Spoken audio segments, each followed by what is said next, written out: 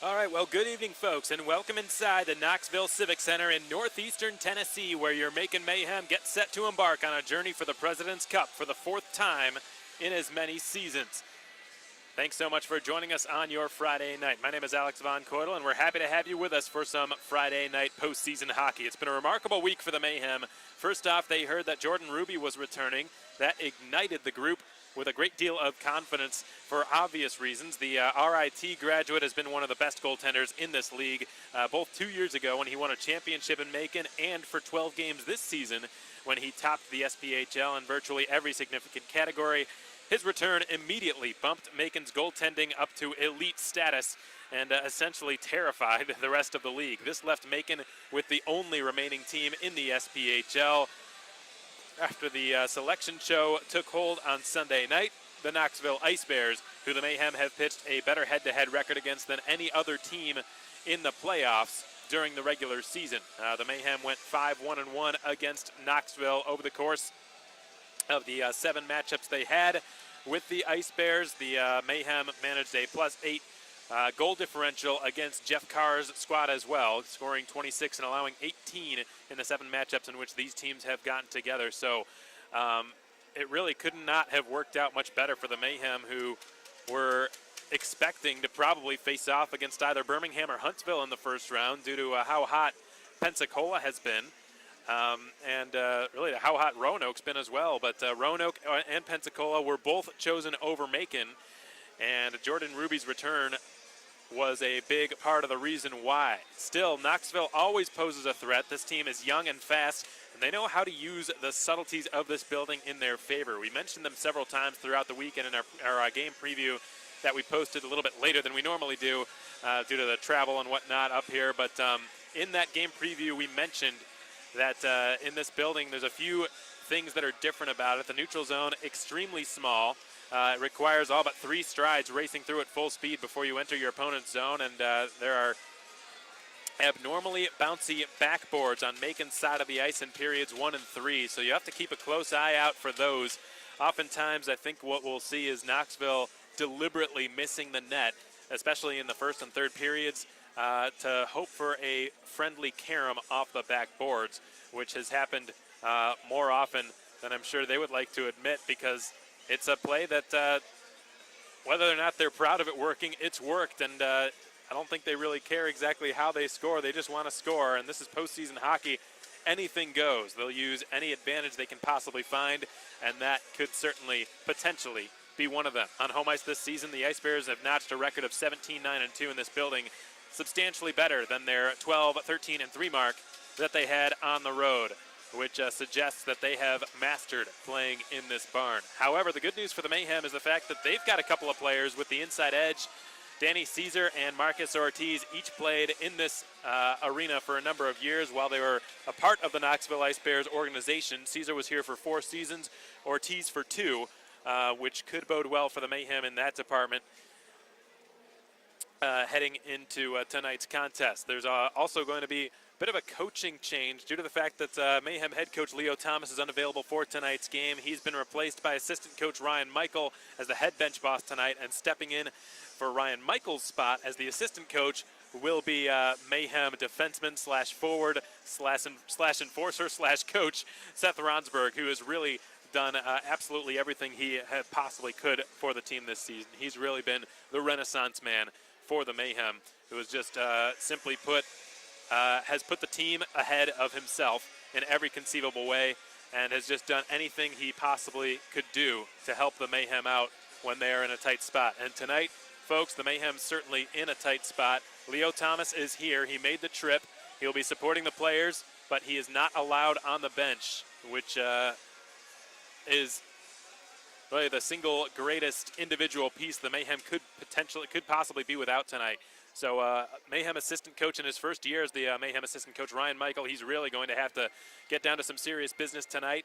Not an ideal scenario, getting your really, I don't think this is his head coaching debut, because he did step in for Leo Thomas when Leo left the Huntsville series. He went to watch his son's hockey game, and Ryan Michael had to take over there. So this is actually just his second game as the head coach for the Macon Mayhem.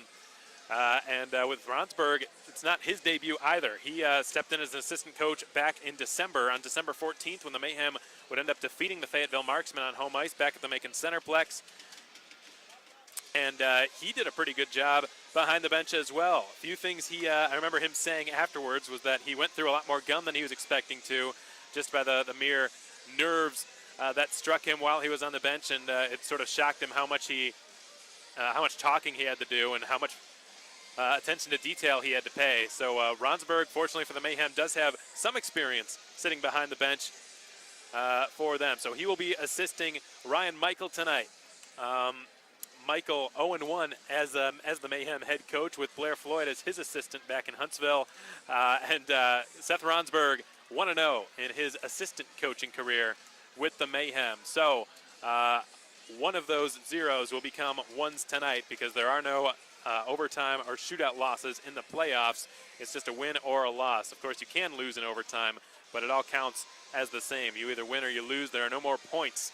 It's just a best of 3 series commencing tonight for the Macon Mayhem. For the 4th time in as many seasons, folks, your Mayhem are back in the President's Cup playoffs. Let's take a look around the SPHL for whatever else is going on tonight. There are 2 other games going on. 2 series have already gotten underway before tonight. The Pensacola Ice Flyers played in Huntsville last night, falling 3-1 to the Havoc at a barn that, other than the Von Braun Center, because Huntsville was unable to play there. And Roanoke also won its home game, its only home game of the first round, against the Peoria Rivermen. They're having to turn around and face them tonight on Peoria's practice rink, because Peoria's barn is also unavailable. So the Mayhem should thank their lucky stars, because Peoria and Huntsville, a couple of teams that can really potentially make a deep run this postseason, at a slight disadvantage not having their home barn available to them for the first round. So Fayetteville is hosting Birmingham tonight. Early in period 1, there is no score. At least there wasn't last we checked. We'll click here and see if there's any more up-to-date information now. It looks like it is still scoreless out in Fayetteville tonight. Looks like they've crossed the halfway point of the first period. 7:17 precisely remains out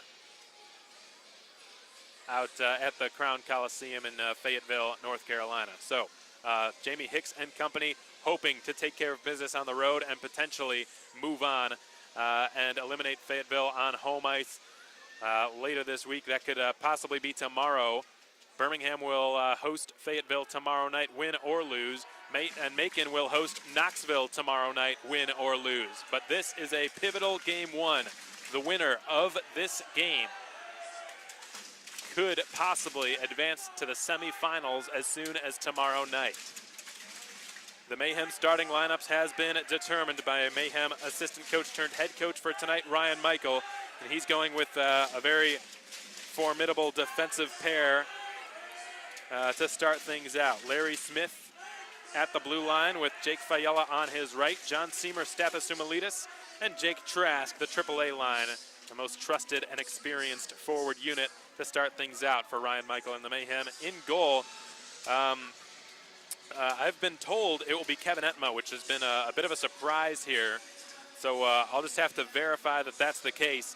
Not to say that Kevin Etma does not deserve the nod to start, but Jordan Ruby, just given his mere experience in the postseason and the fact that he won the MVP just only 2 years ago, one would think that he would be Macon's undisputed starter tonight. So I'll verify that, and as I'm doing that, I'll try to track down Knoxville's starting lineup as well. In the meantime, keep it right here, folks.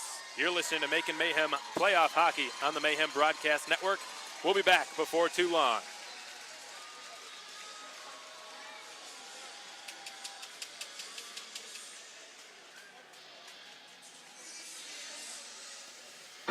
This season, the Mayhem are offering a great group package. Whether you're a school, a church, a company, or just a group of friends, give the Mayhem office a call and we'll set you up with an incredible group deal. From $13 tickets to free team hats to a unique experience upgrade of your choosing, the Mayhem have got you and your group covered. Call our office at 478-803-1592 to purchase your group tickets to a Mayhem game today.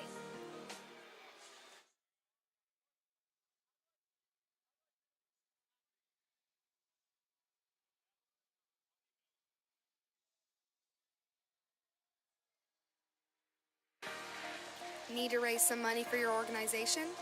Contact the Mayhem front office and we'll be happy to partner up with your group to help you fundraise for a cause. You buy tickets from us at $10, you sell them for $15, and then you keep the remaining $5 per ticket sold for whatever cause you like. Call our office at 478-803-1592 to set up a fundraiser for your organization today.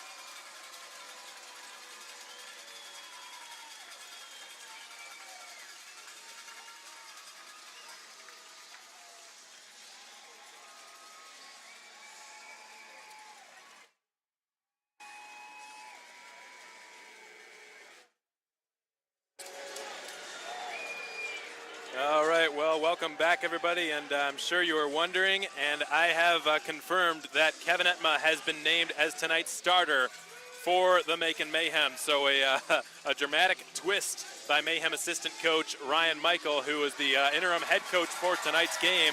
He has decided to go with the youngster over the seasoned veteran goaltender Jordan Ruby, who won this team a President's Cup 2 years ago. Kevin Etma has stepped in and done an outstanding job. He played 4 seasons up at Adrian College before joining the Mayhem and making his professional debut. And since he's been here, he has been absolutely terrific. A .925 save percentage since joining the organization, and a 2-3-0 record and a 2.84 goals against average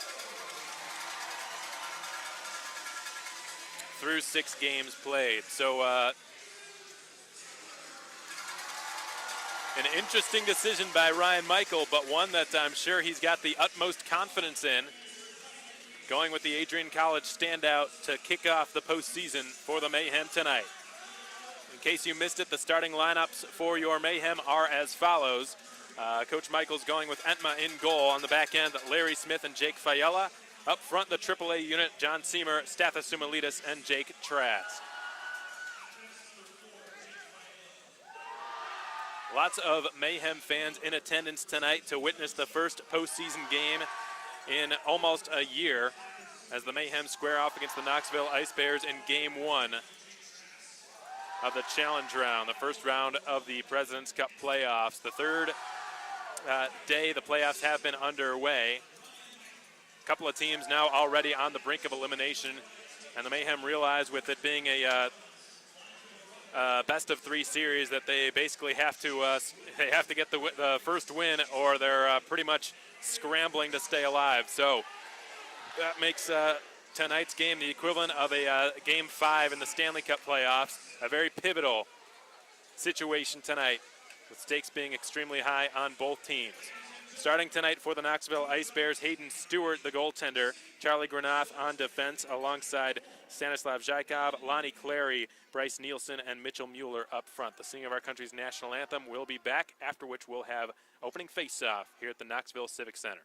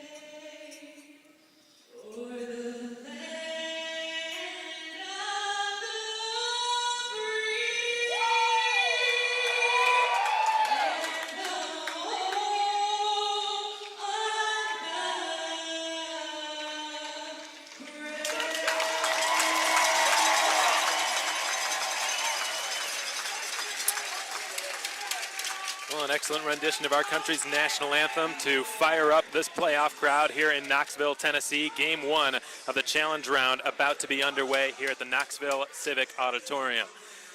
I beg your pardon on the starting lineups for Knoxville. One slight miscalculation. It will not be Stanislav Zykov. It will be Doug Rose starting on defense with Charlie Granath. So I misread 77 as 70 or vice versa. So Rose will be at the blue line with Charlie Granath, Lonnie Clary, who the Mayhem have not seen at all this season, with Bryce Nielsen and Mitchell Muller at forward. Hayden Stewart has proven to be Knoxville's top goaltender heading into the postseason. As such, he has been given the nod to start tonight by Knoxville's head coach Jeff Carr. In case you missed it, Macon starting lineup: Kevin Etma, Larry Smith, Jake Fiala, John Seamer, Stathis Tumulidis, and Jake Trask. The referees for tonight's game are Eric Krasnichuk and Rocco Stachowiak. The linesmen are Jason Lordy and Chase Wilkinson. Not often do we have the pleasure of having two referees in a single game, and before the first face-off even takes place, Stathis Tumulidis and Mitchell Muller already giving pushes and shoves. Good to see Stathis in the lineup. We weren't sure he would be. Playoff hockey is underway, folks, for the fourth time in as many seasons for the Macon Mayhem. Along the red line it rolls, and Jake Fiala scurries over to chip it and advance it into the near the opposing blue line. It's been wheeled further than that down the length. Will this be an icing call? It will not. Doug Rose is able to clear it over the stick of Seamer. Played back into the Knoxville zone inadvertently by Stumulidis. Chipped into the Macon zone now by Doug Rose, who will skate to the Knoxville bench to complete a quick line change just seconds in. And it squeaks out in front of the player benches where it's pursued by Scott Cothrell. Redirects at the goaltender Hayden Stewart, jeers it aside. Charlie Granath will put it behind his own net. The breakout pass outside of the reach of Stefan Bricado. Puck goes the length, and an icing call is made against the Knoxville Ice Bears. That icing call has been brought to you by Tropical Smoothie Cafe. We're 38 seconds into the contest. Hope you're enjoying your Friday night, folks. Playoff hockey underway for the fourth time in as many seasons. We're happy to have you with us, and we look forward to seeing you at the Macon Centerplex tomorrow night. Caleb Cameron steps in to take an offensive zone face-off. Scott Cothrell beats him to it. It's rattled around the boards out to the near half wall. It squeaks past David Robertson. Down the left wing side, skates Bricado. He centers it. Here's a wrist shot blocked by Jarrett Cupp, who got his skates in the shooting lane, then intercepts the pass and will skate out to the neutral zone with it. He strides in across the Knoxville blue line with tons of speed. Shoots from a tough angle, misses the far side post. Robertson holds the zone. His slap shot is off the mark as it caroms back out to neutral territory. Caleb Cameron will settle it in front of his own bench and send it over to Robertson, whose pass is picked off. Scott Cothrell hammers a slap shot. Entma the save. He was down in the butterfly and conceded no rebound. Kevin Entma, while he ended up being a bit of a surprise that he was given the nod to start tonight, has been terrific in his short tenure in Macon. He has played in 6 games, won 2 of them, and has backstopped the team to a very impressive .925 save percentage. Up until the Peoria series, he had not allowed more than 2 goals in a game once in 4 straight. Now it's carried into the left corner following a Knoxville offensive zone face-off. Wheeled to the left circle for Anthony McVeigh. Poking and prying Sean Lynch, unable to clear it out of his own zone. Sent off the near corner, and it's cleared out by Marcus Ortiz all the way down into the opposite side. And Sean Lynch catches up to it inside of the Knoxville trapezoid. He is outnumbered in behind the net. It rolls out to the far corner where Marcus Ortiz, the former Knoxville Ice Bear, fights for it. And it's been rimmed around the end wall now to David Branchik, and the Czech defenseman feeds it up to his fellow European Stanislav Zykov. It's recovered in front of the Knoxville bench now by Spencer Metcalf, who sustains a big body check by Derek Sutliff. Beg your pardon, that was Jimmy Soper, rather. And Lucas Bombardier has just hacked it all the way down. Another Knoxville icing call is made. That icing call has been brought to you by Tropical Smoothie Cafe. We're nearly 4 minutes into this scoreless contest. The Ice Bears with a shot on goal, coming off the stick of their leading scorer during the regular season, Scott Cothrell, about a minute ago. Kevin Entma, the only goaltender who's had to make a save thus far. Offensive zone face-off to the right of Hayden Stewart. One cleanly by John Seamer. Sent along Fiala with tons of space. Right circle. Snaps a shot off. Stopped by Hayden Stewart. Got a piece of his stick on it. It's recovered and sent in behind the net. Seamer wedges it along for Stathis Tumulidis, who will chip it back to the line. Fiala returns it. Tumulidis has it on the half wall. He dips his way in towards the front. Loses the puck. Seamer from behind the net. Centers it. Trask whips on it. Gets it back. Shoots. Fought off by Hayden Stewart with a shoulder. We've got a penalty upcoming. A slash will be the call. And who will be the culprit is the question. It appears as though Spencer Metcalf is the guilty party, and he will skate to the Knoxville penalty box. The Mayhem going to their first power play of the postseason.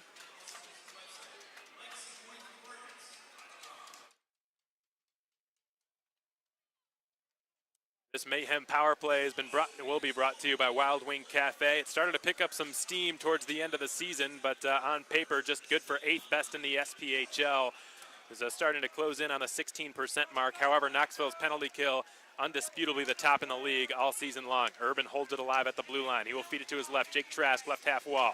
He reverses it up the boards. Urban is there at his opposite point. Twists it back down the wall for Trask. He will pop it into the corner. Seamer's got it. Returns it to Trask. Outer hash marks, left circle.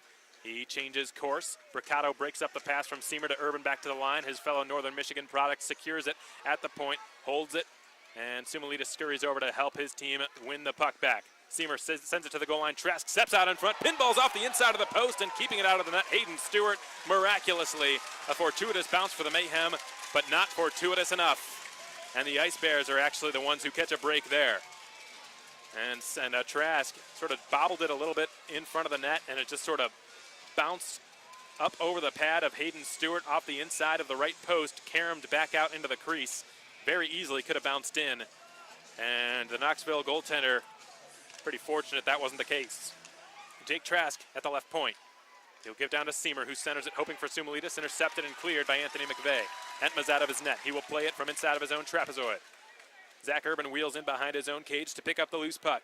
Trask begins the rush out the left side. Seamer on the right. He receives the pass and feeds it diagonally on the tape for Trask. He cuts in, leaves it. Caesar left circle. Caesar puts it over, hoping for a backdoor play for Seamer. Great pass, good attempt by the former Ice Bear, but it was just outside of the reach of the Mayhem's alternate captain. Urban backhands a pass up to Jake Trask. He will slide it back over to the Calgary native. Zach Urban from the red line.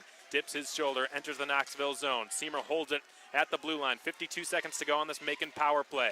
Jake Trask from the far corner. He sends it up to Seamer. Gets a return quickly from Zach Urban. Seamer's got it left point. Airmails it in behind the net. Kicking it too far outside of his reach was Caesar, but he recovered. Salvages possession. Trask trying to hold the line, and Scott Cothrell knocks it off his stick. The Ice Bears with one last line change. The Mayhem get a fresh 5 out there. Sands Zach Urban, who's got it behind his own net. Urban on the breakout from out of his own zone, passes it to his right for Nick Minerva, who will dump it into the right corner. It caroms off the boards. It's wired around, and Chris Bazovic's having a difficult time holding it. He will feed it to Nick Minerva.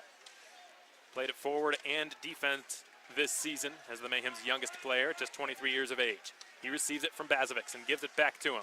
Bazovic allows it to go between his skates for Sutliff. He skates in over the blue line, leaves it for Ortiz. Back to Bazovic with a one-timer. Stopped on the doorstep by Stewart. He locates the rebound, and the Ice Bears have a return to full strength. The Mayhem dropping to 0 for 1 on the Wild Wing Cafe power play tonight. Knoxville's penalty kill during the regular season, north of 92%, and they were virtually at that level for the entire year, which is really unheard of. And I spoke with Jeff Carr earlier about it because it was like that almost all year, and he had some interesting things to say. We'll get to that in more detail later on. Stefan Bricado will carry into the left corner and leave it off for Anthony McVeigh, who twists it out in front. It's collected and carried out to the left circle now by Scott Cothrell. Reversed in behind the net, and fighting for it now is McVeigh. He steps out into the right circle. We'll send it back to the line for Metcalf. Slaps it well wide of the net intentionally, hoping for that big friendly bounce. Shades of Joe Louis Arena, and it didn't work out for Knoxville this time. And now it's picked up by Cothrell. Spliced.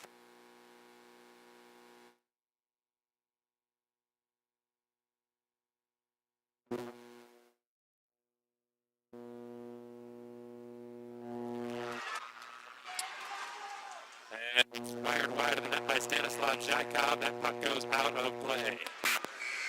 Sorry about that brief interruption with the audio, folks. We had a cord come loose. It just sort of popped out of the power strip here, so we might have a few audio difficulties from time to time.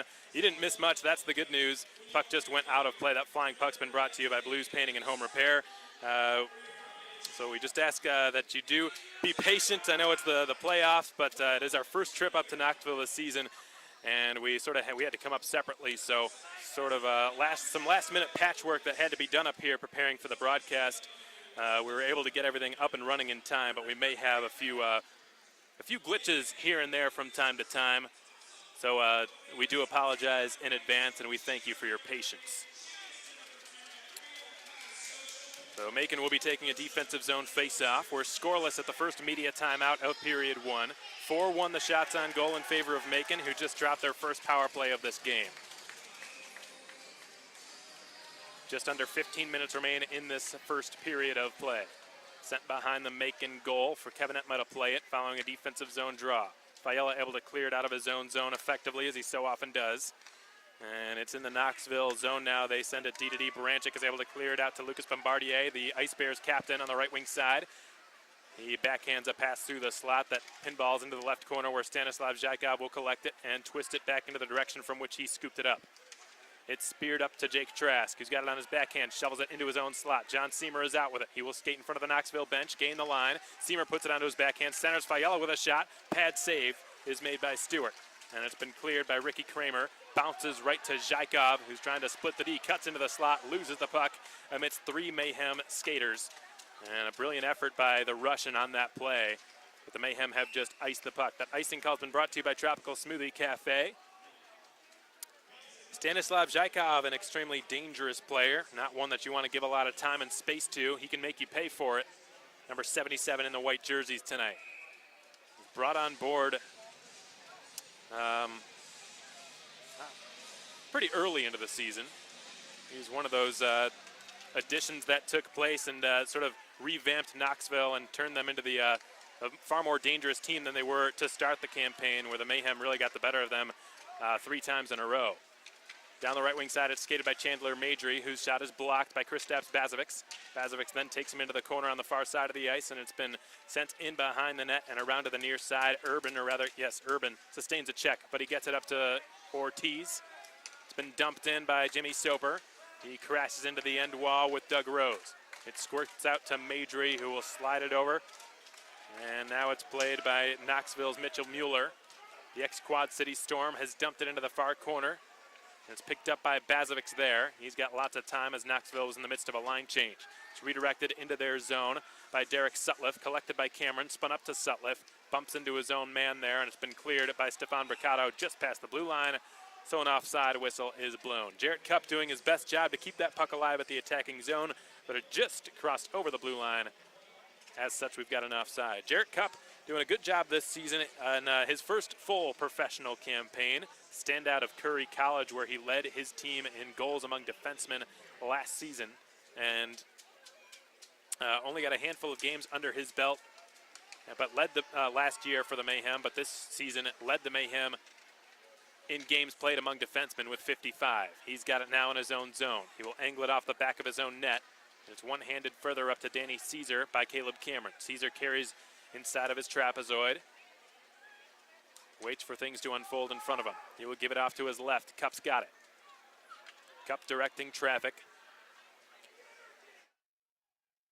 Cupp with 18 points in his first full professional campaign. Second on the Mayhem among defensemen, only to Kristaps Bazovic. The Mayhem are on a delayed offside after Cameron had dumped the puck in. It's played behind the Knoxville cage by Garrett Sargis. Turned over to Robertson in the neutral zone. The former Norwich University captain, dumps it in behind the Knoxville goal. Cameron fighting for it. He pops it in front. Caesar was there, but it eluded his stick. Skating out with it is Garrett Sargis. He will send it up the left wing side. Scott Cothrell dropping it. Bombardier centers. One-timer. Big save by Entma. His best save of the game thus far. Just his second, but it was a dandy. And it's been cleared from in front of the Macon bench all the way down on net, so no icing. The Mayhem are allowed to change personnel. David Baranchik had his pass intercepted by Trask. Taken back away from him by Kramer. It rolls now below the Knoxville goal line. No icing as Trask is able to outrace Baranchik for the puck. And it's backhanded out of harm's way by Ricky Kramer. Pass was behind Zykov. He's in a foot race forward against Jake Fiella. The ex-Greenville Swamp Rabbit able to edge him in that race. And the puck pops behind the protective netting, or off the protective netting, I should say, and out of play. That flying puck has been brought to you by Blues Painting and Home Repair. For tickets to tomorrow night's game, folks, you can visit the Mayhem website, MaconMayhem.com, and purchase them via Ticketmaster, or you can always just swing by the Coliseum box office at 200 Coliseum Drive in downtown Macon. We hope to see you there. Postseason hockey back in Mactown for the 4th time in as many seasons. Seamer receives the pass from Smith, and here comes the AAA line. Trask on the right side, centers it in. Sumalides with a shot. It was bouncing on him, so he couldn't get much lumber on that puck, but he will finish his check on Anthony McVeigh, and it's sent back the other direction, back into Knoxville territory, icing just barely. is called against the Mayhem. That icing call has been brought to you by Tropical Smoothie Cafe. Swing by Tropical Smoothie Cafe if you haven't done so. Got delicious smoothies. They've got wraps as well, bowls, quesadillas, you name it.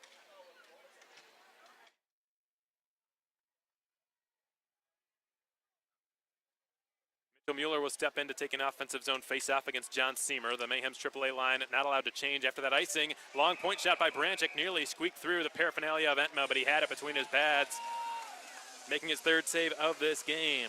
Knoxville hoping the third time could be the charm. Kevin Entma equal to the challenge. Entma, one of the top goaltenders, if not the top goaltender in Adrian College hockey's history. While he was up there, he was virtually the undisputed starter for 4 consecutive seasons.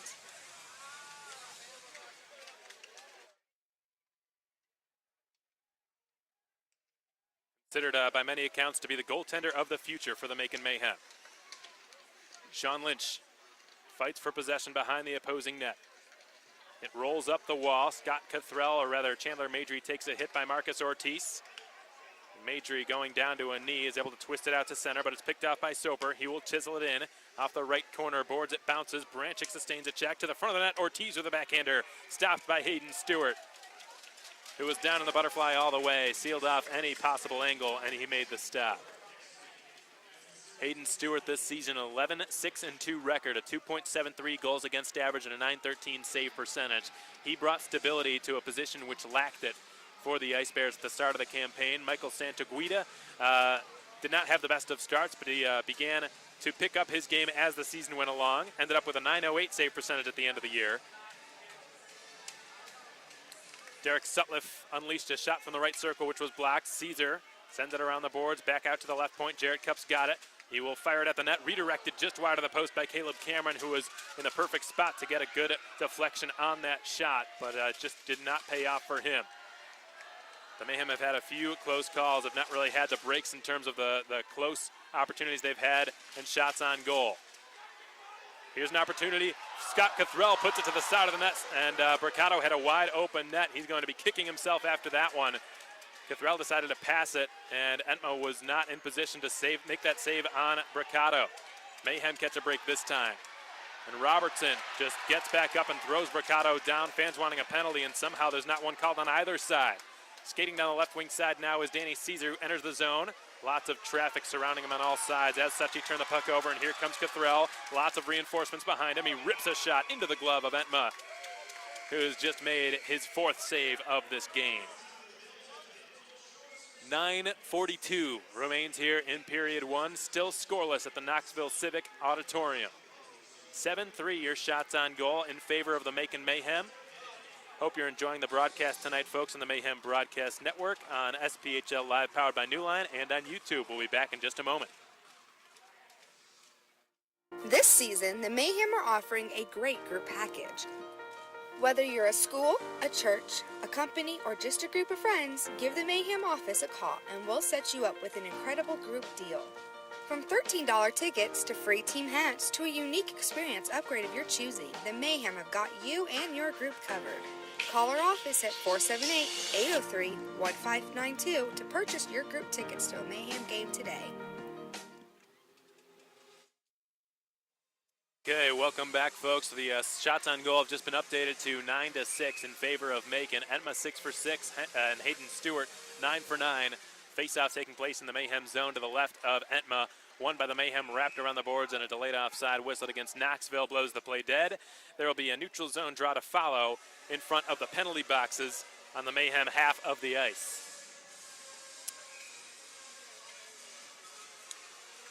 And the face-off is won by Anthony McVeigh and recovered by Jake Fiella. The ex-Greenville Swamp Rabbit from the red line will dump it into the zone. It eludes the reach of Hayden Stewart. And pinning up Spencer Metcalf to the near half wall is Derek Sutliff fighting for the puck. Check that, it's Sean Lynch. He wins possession, sends it back to Fiella at the point. Fiella will chisel it down to Seamer, who cuts to the front of the net. And Trask twisted in front, backhand shot, Seamer! And that was denied by Stewart somehow from point-blank range. Looked like that might have gone in, but it was stopped by Stewart. Seamer gets it again in the corner on the near side. Seamer protecting the puck. He weaves down the half wall, twisted up to Trask. Trask will cycle it to Fayella at the right point. His shot is off the mark. It caroms back to the left half wall. Larry Smith's bid redirected out of play by Seamer. That flying puck has been brought to you by Blues Painting and Home Repair. For those of you tuned in on the YouTube stream, we may be experiencing some technical difficulties on the other end on the SPHL Live New Lion broadcast. I've just received word that there have been some issues there, so you're the only ones hearing this game right now.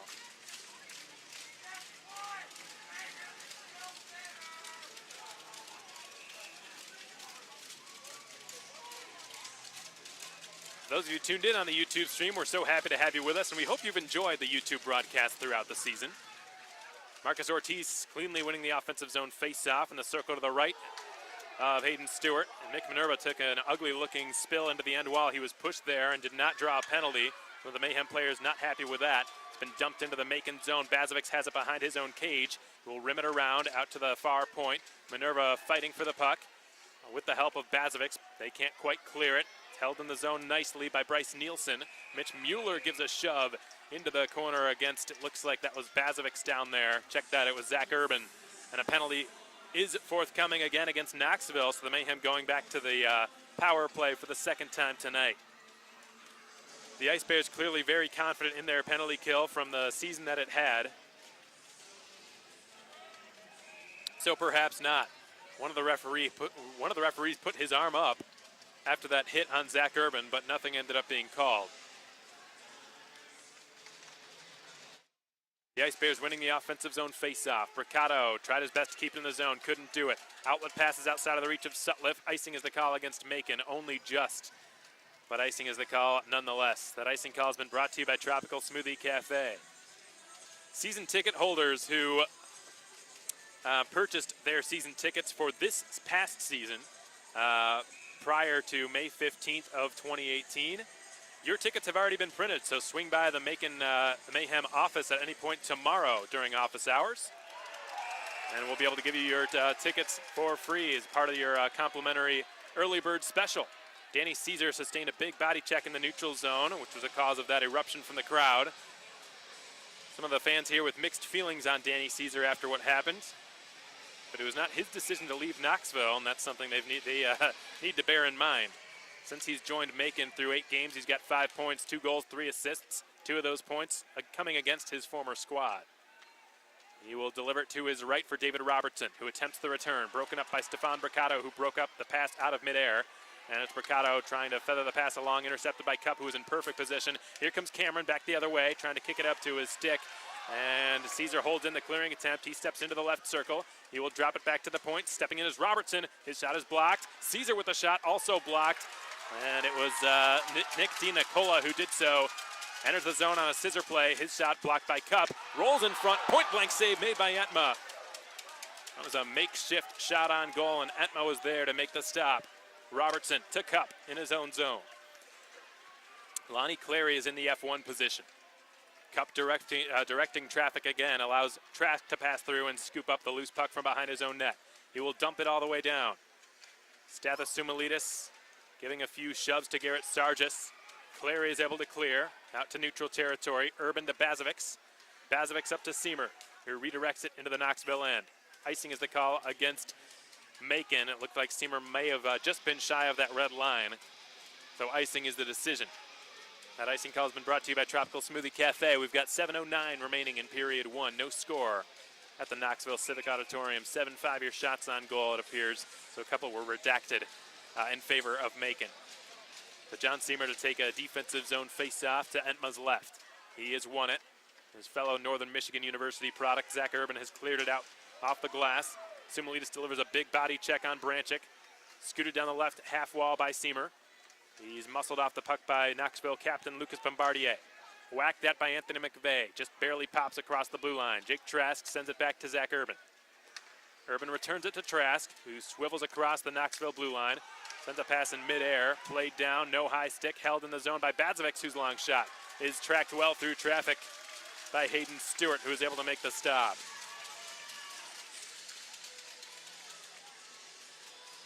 Hayden Stewart has looked strong tonight, as has Kevin Etma. Neither of them have really flinched. A couple of very strong opportunities for both sides that either just missed the net or the puck just bobbled on the player who should have scored at the last moment. When that puck's on edge, folks, it's virtually impossible to get good wood on it and get a good shot on goal. So here comes Charlie Granath, the Swede, through center ice. Is dispossessed of it by Marcus Ortiz with a good stick at the blue line. He will carry in across the other blue line, but he's offside. Sean Lynch over the line just a bit prematurely. The Utica College product will skate back out to center to prepare for the next face-off. 6:20 remain in period one. We're still scoreless here in Knoxville. The Mayhem with an 8-5 advantage in the shots on goal department.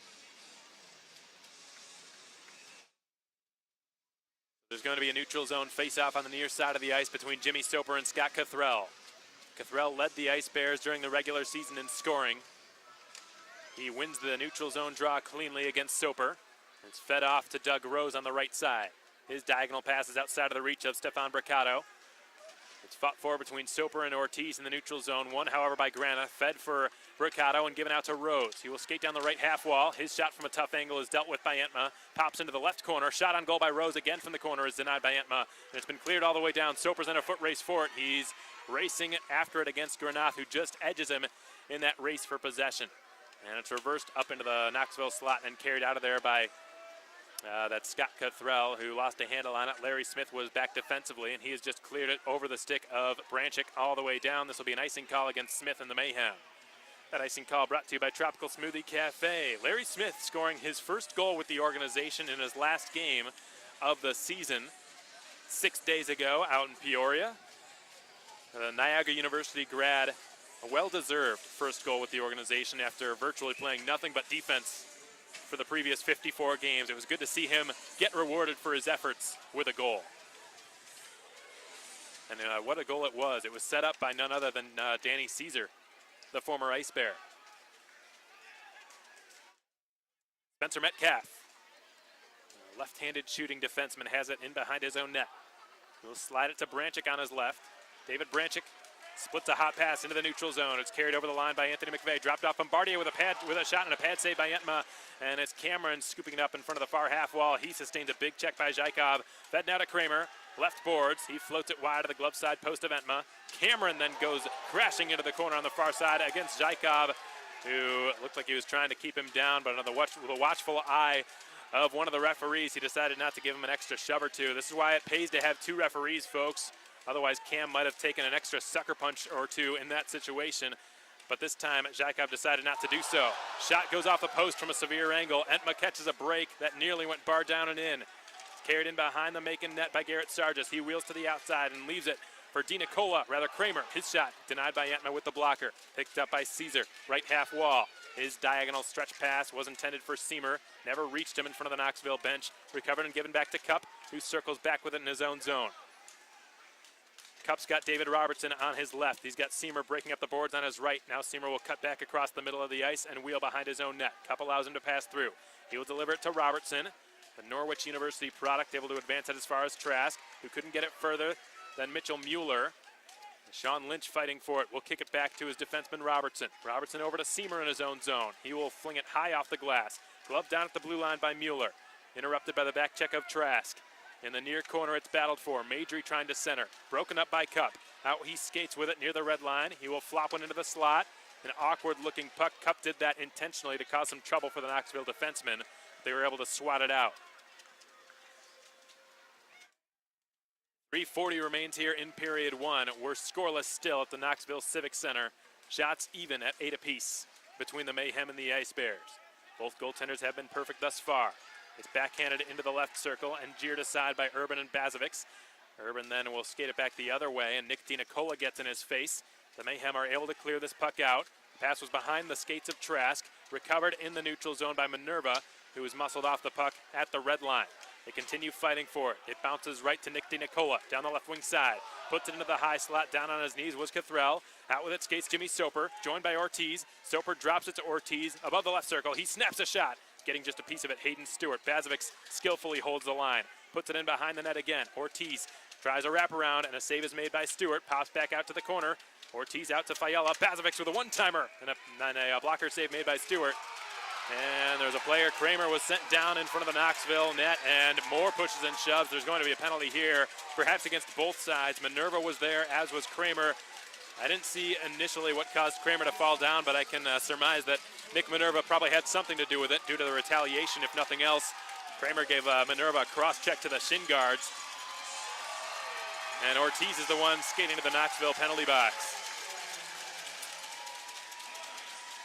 That's an area that he's not accustomed to being in, because most of the time when he was sent to the box in the 2 seasons in which he played here, it was the other penalty box that he was sitting in.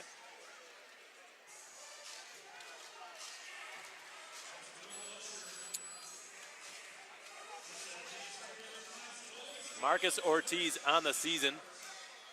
Certainly somebody who wasn't afraid to step up for his teammates. He was among the league leaders in the penalty minutes department throughout the campaign.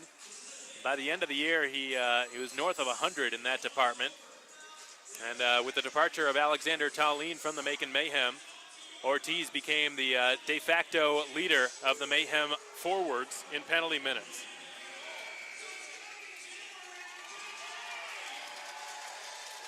Zach Urban, however, still led the team during the regular season this year with 127 on the campaign. There will be a face-off that takes place to the left of Kevin Entma. For the first time tonight, the Ice Bears are going to the power play, making it 0 for 1 on its man advantage. Knoxville hoping to go 1 for 1 on theirs. Mitchell Muller will take the face-off. He's countered by Caleb Cameron, who's been instrumental on the Mayhem's penalty kill all season long in his sophomore professional season. Stathis Sumulidis guns down the loose puck along the right half wall in the Knoxville zone. Spencer Metcalf and David Branchick both knock him off the puck. Stathis gave him an extra love tap to the back of the skates. And right through the middle of the ice now skates Bryce Nielsen. He's knocked down, and a penalty will be called against Macon. Knoxville goes to a 5-on-3. And the Mayhem are now in a very precarious situation. Jake Fiala is upset. He believes that Bryce Nielsen dove, and it will be Fiala who's guilty of the penalty.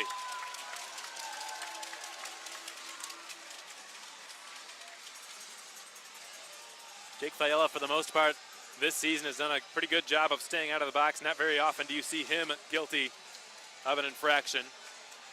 Just 8 penalty minutes through 19 games played for the Mayhem this season. But he will take a seat now, and the Mayhem going to a 5-on-3 penalty kill, and a long one at that, with 2.5 minutes remaining in the first period. 1 minute and 44 seconds of 5-on-3 power play time for the Ice Bears. Zykov drops it for Doug Rose. Rose in the high slot. Feeds it down to the right corner for Stefan Bricado. The alternate captain takes a look and returns it up to the top of the right circle for Rose. Given to Bombardier, left circle, down to the left corner. He gets it right back from Garrett Sargis, and he returns it to him. From the left corner, it's played by Scott Cathrell. Given back up from Bombardier to Zykov, or rather Rose. And Rose gets it back, kicks it up to his stick. Rose from Bombardier. The two of them switch places. Bombardier now from the right circle with a shot. Pad save, rebound, score! It was tapped in from the side of the net. Stefan Bricado has scored the first goal of game 1 of the challenge round. In this series, at least. Bricado was unable to play the last time these teams met. He would have loved to do so, but he was nursing an injury. The only 2 games all season he missed were against Macon in that home-and-home series. And the alternate captain had 9 goals throughout the regular season. That would be his 10th, were we still in the regular season. Bricado has given the Ice Bears a 1-0 lead on the 5-on-3 with a power play goal. Branchick takes a check from Soper. It's given in behind the net and played by Spencer Metcalf. Metcalf will dish it off to his left, and storming it through center ice now is Scott Cathrell. Lunges out with his stick, knocked off of it by David Robertson. Cleared out to Metcalf. Given D now for David Branchick, back to Metcalf again. Knoxville has improved to 1 for 1 on its power play. This Mayhem penalty kill is brought to you by J&J's Heating and Air Conditioning. It's chiseled out of the Macon zone quickly and all the way down the ice. 45 seconds remain on this Macon penalty kill. Jimmy Soper is outnumbered 2-1. Knoxville retains control. David Branchick swivels in behind his own cage. Knoxville with its first edge in the shots on goal department tonight, now at 10-9. 30 seconds. Rose, the second highest scoring defenseman in the league this season, behind only Knoxville's Travis Jake. Sargis, left wing side, carries it wide, tries to pop it out in front, goes off the back of the net, and Urban will backhand it along the boards. Sumalitas has just finished it off and cleared it all the way down with a dozen seconds remaining on this Macon penalty kill. Brought down the left side again by Rose. He's done a lot of the footwork for the Ice Bears on this power play. His shot floats over the net and off the back boards. Cleared up the boards, kept in the zone. Speared down the slot by Lonnie Clary and cleared further. That's done it. Fiala tripped up in the neutral zone, but icing is the call against Macon. No penalty called. Jake Fiala did his best to try to draw a tripping penalty against Knoxville, but didn't get it. He's going to have to not only did he not draw the penalty, but he's going to have to stay out there because of the icing. And Fiala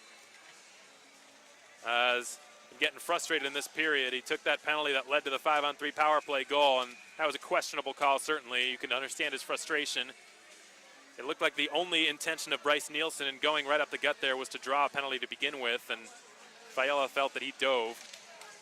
But by the same token, you have to credit Bryce Nielsen for being willing to sacrifice his body for a cause, and the cause paid off for his team. Ricky Kramer gets it in his own zone. He will outlet it off the left half boards in front of Mitchell Muller. Couldn't quite control it. Zach Urban advances it up the half wall on the far side. Goes in behind the net yet again. Centering pass, intercepted by Sean Lynch. Lynch is joined by Trask, who gets it back from him, and that's done it for period one. 10-9, the shots on goal showing at the end of the first 20 minutes of play. 1-0 your score in favor of the Ice Bears. The lone tally of this game coming off a stick of Stefan Bricado, who had a chip on his shoulder coming into this game because the only two games of the regular season he missed were against Macon in that home-and-home series. He wanted to help his team win. Those were big games, remember, folks. Both teams were battling for positioning in the playoff race. Both teams really wanted home ice advantage, and Macon was 6 points behind before that series started and really made things close. They got all the way up to 2 points, within 2 points of Knoxville by sweeping them in that home-and-home series, both games in regulation, which was equally important. And after that weekend took place, the Mayhem went up to Peoria, and Pensacola came here. The Mayhem needed help from the Ice Flyers. They got it one night, didn't get it the next night, so Knoxville ended up with home ice advantage in the first round, ironically against the Macon Mayhem. And Bricado could only sit and watch as his team was swept by the Mayhem and had their precious fourth spot threatened, and he could do nothing to help his team out. But tonight he's done something huge to help his team out in scoring that 5-on-3 power play goal. So possibly a questionable call against Jake Fiala that led to that 5-on-3 power play goal. It was Bryce Nielsen who was trying to split the defense, went just right up the gut, and Fiala, and if I'm not mistaken, Larry Smith were back defensively.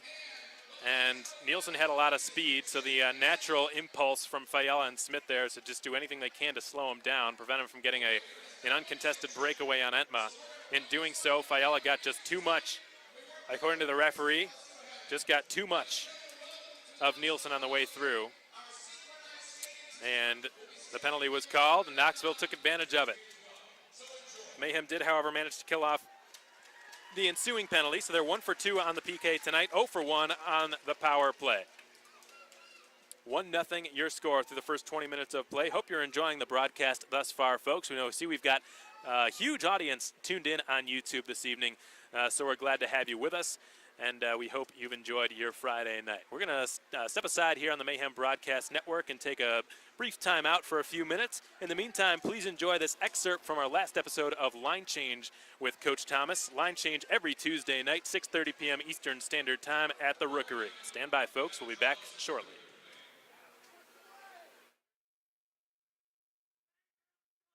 Just about ready to get started here. As always, appreciate you being here. Know it's pretty rainy and yucky outside, so thanks so much for taking time out of your Tuesday to enjoy our 9th episode of Line Change with Coach Thomas. Our guests this weekend, today, it's not the weekend, are Kevin Entma and Jake Fiala. Let's give a round of applause for these two. We're going to get to these two in just a second. First thing I'm going to do is ask Coach Thomas a few questions about the previous weekend. We'll get to those guys after that, and then we'll open up the floor for discussion. You guys are free to ask any question your heart desires. That's by far been my favorite part of the show so far. And then the last thing we'll do is sort of preview the upcoming postseason weekend we have coming up against Knoxville. Coach, we had a hard-fought series in Peoria this past weekend. We couldn't snag the home ice advantage we were after in the first round of the playoffs, but I thought the team competed really hard. Last games of the regular season, did you feel the games Friday and Saturday night could have gone either way? Yeah, no, definitely. It was definitely a playoff atmosphere. I thought the team played really well. The first game, it was a 6-minute lapse that kind of killed us. I thought we played well. And, we hold them to 7 shots in the first period. Come out and let a goal in the first, I think, 30 seconds or so in the second, and kind of just couldn't grasp it and just let them get back in the game, and had a lapse, like I said, in that 6 minutes. And after that, I thought we played well for the rest of that game also. And again, it was a hard fought. These guys never gave up the whole weekend, so that was a positive thing to go on. Yeah, and the Saturday night tilt reminded me a lot of the final game of the series we had against Peoria earlier this season back in February. You guys got off to an early 2-0 lead, got off to a great start, and you did so without one of your key pieces, Stathis Sumulidis, who's been dealing with a minor lower body injury. Can you fill us in a little bit more on his status and what his likelihood is to return this weekend? Yeah, he's dealing with a sore hip right now, so he wasn't on the ice today. It's just something we're trying to get the treatment and do everything we can to get him back for the weekend. So it's kind of a day-to-day thing right now, and we'll see if it gets a little better here in the next couple of days. But I'll give him the time that he needs off for sure, just to get him going a bit. He's moving a little slowly still, so we'll kind of see in the next couple of days how that goes. Yeah, and we saw just the impact that he made when he returned from the SPHL, and we definitely can't wait to have him back in the fold. You guys competed as well as you did on Saturday without him. I imagine that with him being in the lineup would have made the game even closer. So, Coach, the regular season's now over. Last game was Saturday, like we said. Over the course of the past 6 months or so since the campaign began, what have been some of the areas in which the team has grown the most? I think just having those, a lot of young guys, watching them, in their first or second years as being a pro, just kind of how they developed throughout the year. They're going to make mistakes. They made all those mistakes, and I think they're not making as many as they did, obviously, earlier in the season. So just watching those guys kind of grow and dealing with the adversity that we dealt with, and yeah, pretty much it's it. Yeah, no doubt. A lot of players who were here maybe 4 to 6 games last season who just sort of came in really late and either didn't make the playoff roster or did, but didn't get as much ice time as they have this season. And it's been great to see them flourish in their first full professional campaign. Kevin, this next question I'm going to address to you. On Saturday, I'm not sure if you even realized this or not, but you actually got an assist. You got on the score sheet. And I don't think Jordan Ruby's in the house. He might be able to attest to this or not, but I don't think we've had a goaltender get an assist all season. Did you realize when Sutliff scored that puck came off your stick a couple of passes ago? No, actually, Ortiz mentioned it in the room that I might have got one, and I tried to think back to the play, and to be honest, I still haven't even kind of pinpointed when I even touched the puck there or whenever, but I don't know, I guess it's never the worst thing to be on the score sheet, even as a goalie. So, yeah, I'll take it, I guess. I remember a few years ago, I had Mike Smith on my fantasy team, and he scored a goal, and I didn't get any points for it, and I was really upset. Oh, that's too bad. But so, Kevin, I'm told that when you finished up your playing career up at Adrian College, the first coach you reached out to was Leo. Can you explain why that was?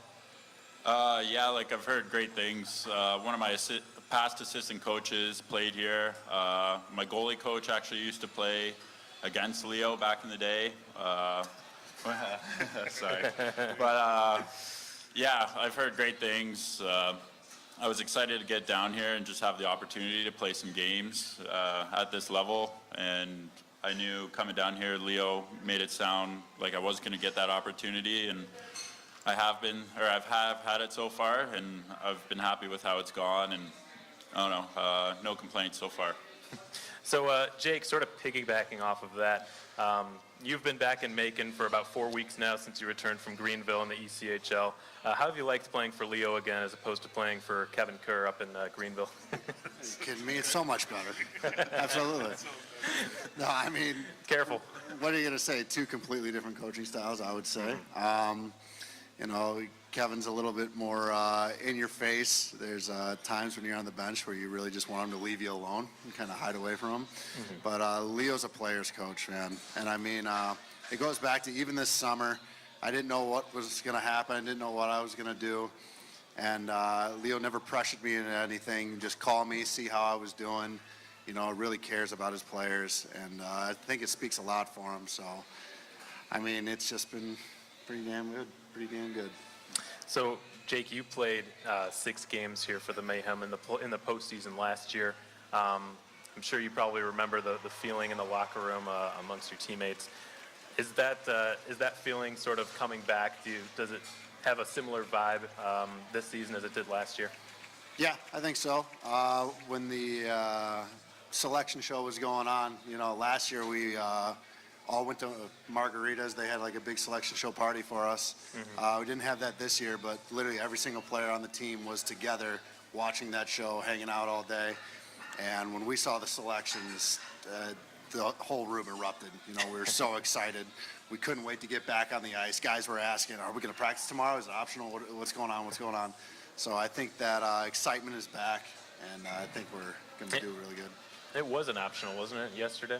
Or Yeah, was today we had practice, but yesterday was. So how many guys took the optional on Monday?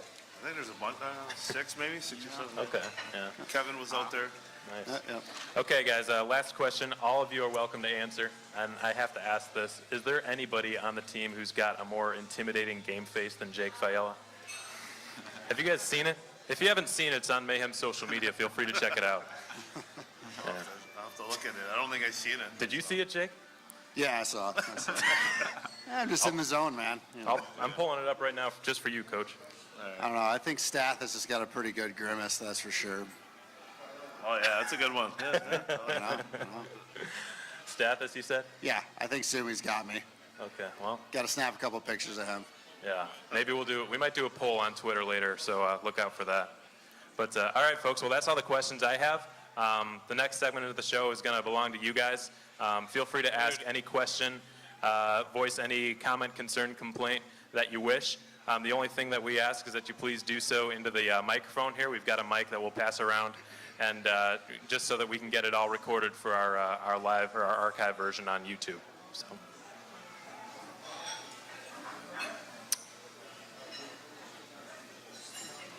No, it should be good. And Brian untangled it. Thank you, Brian. Sort of. Maybe not.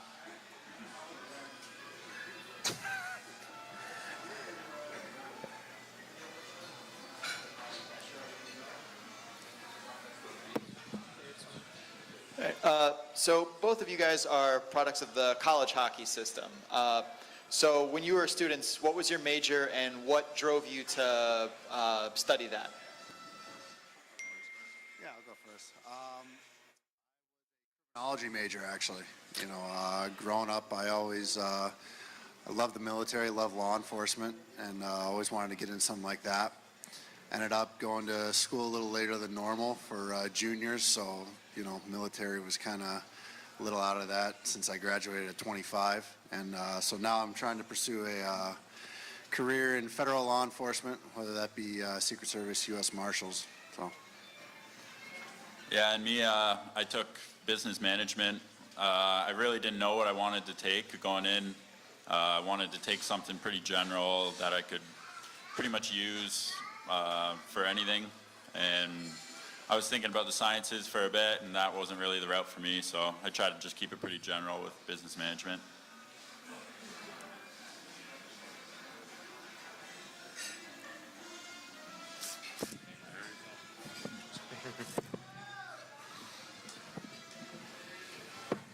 Okay, this one's for Coach. With Klecha and Silvez scrapped from the lineup for the playoffs, what role do you have them playing during practice and things like that? Well, Silvis is on his way home. Klecha, his ankle just wasn't healing the way it should have. It was kind of bothering him a lot in Peoria, so that's the reason why he didn't make that playoff roster. But we got to get him healthy first, so I'm just going to keep him off the ice. But as soon as he can skate, I will definitely, have him on the ice. He's still a part of this team. He's still going to be coming on the road trip with us. Just got to get him healthy. Well, speaking of Silvez, this one's actually for Kevin. Obviously, it's disappointing for you not to have Silvez with you to start with the playoffs, but having Jordan Ruby is a pretty good consolation. So what are your current thoughts on the situation and having a highly touted veteran starting with you in goal? Yeah, I mentioned to Rubes today, I haven't really had an older goalie partner for a very long time, so I'm just taking this opportunity to really learn as much as I can. And like a proven professional goalie like he is, it's a great experience for me. I've had my opportunities to play some games, and obviously he's gonna have some opportunities to play here throughout the playoffs, and I'm just willing to learn from him, see what he does in practice and games, and take it day by day.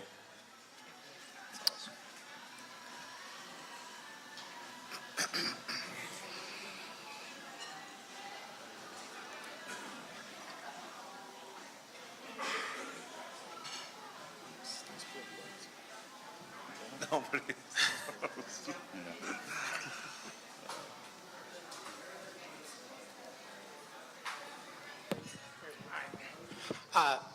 This one's for Leo. With our recent road woes the last part of the season, what adjustments are you going to make going into these road games in the playoffs? I didn't hear the first part. I'm sorry. With the woes we've had on the road the last part of the season, what adjustments are you making? I don't know. We're playing Knoxville, so we gotta kind of we've played them the last few times there in the last few weeks, so we kind of know what they're about. Playoffs, it's a new season. We can't go off of regular season road games and stuff. Last year we were pretty good on the road too, or we were a little better than this year, but I think the guys have played in Knoxville enough to know the building and stuff like that, so we're kind of just going to be working on stuff, knowing that things happen way quicker in Knoxville. It's a smaller rink, and just prepare ourselves that way.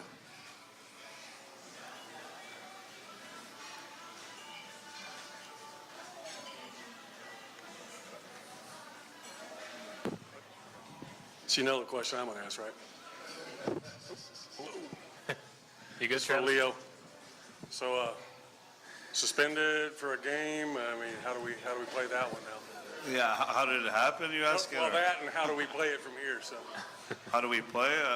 I'm still allowed to be there and stuff. I just can't be on the bench.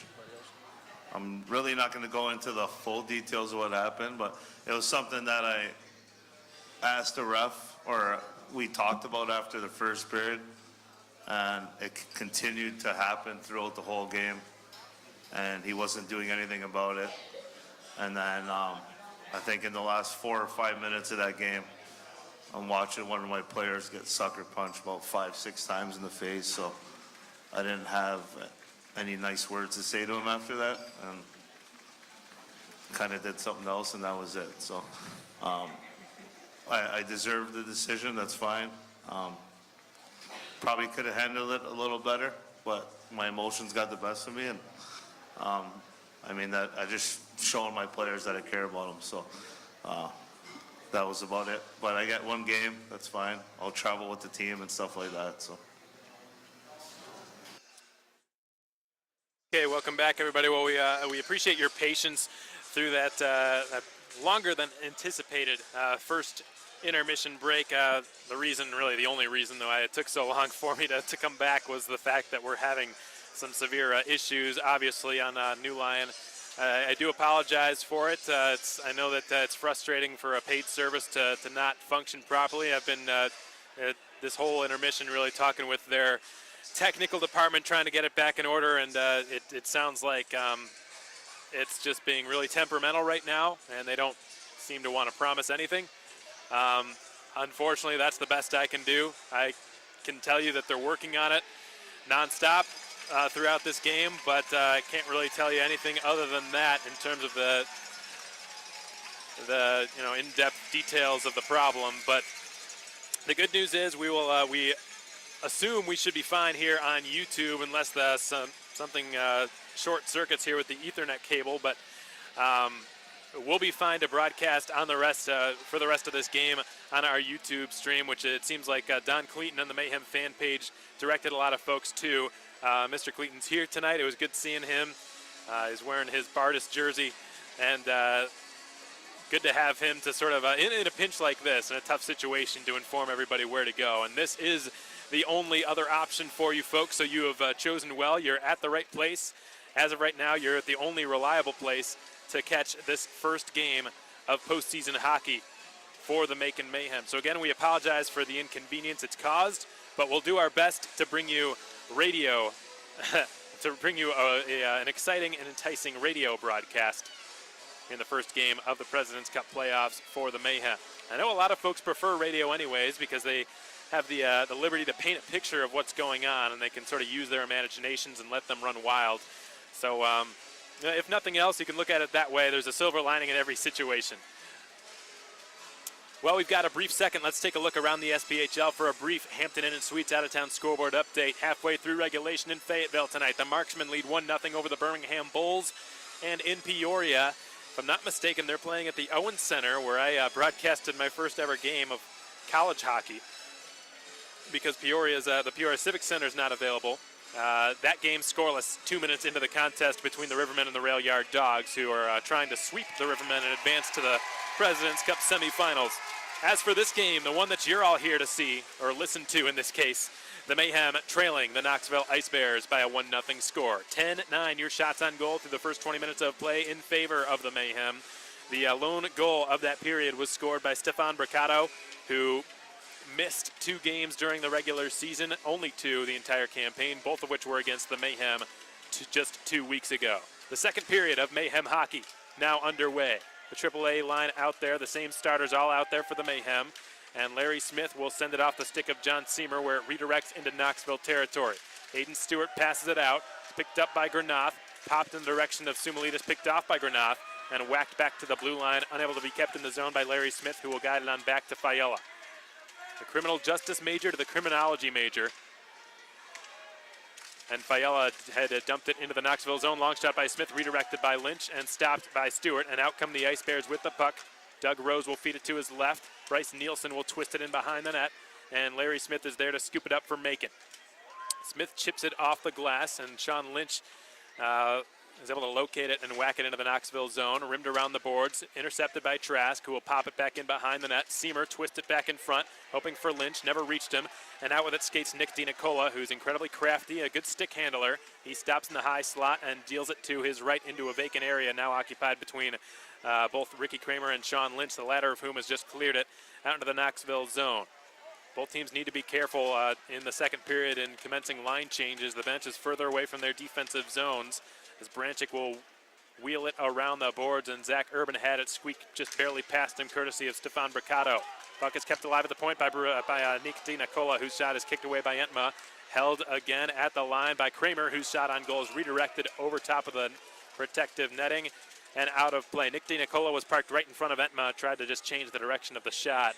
He got a little bit too much under it, and the puck, as a result, flew out of play. That flying puck's been brought to you by Blues Painting and Home Repair.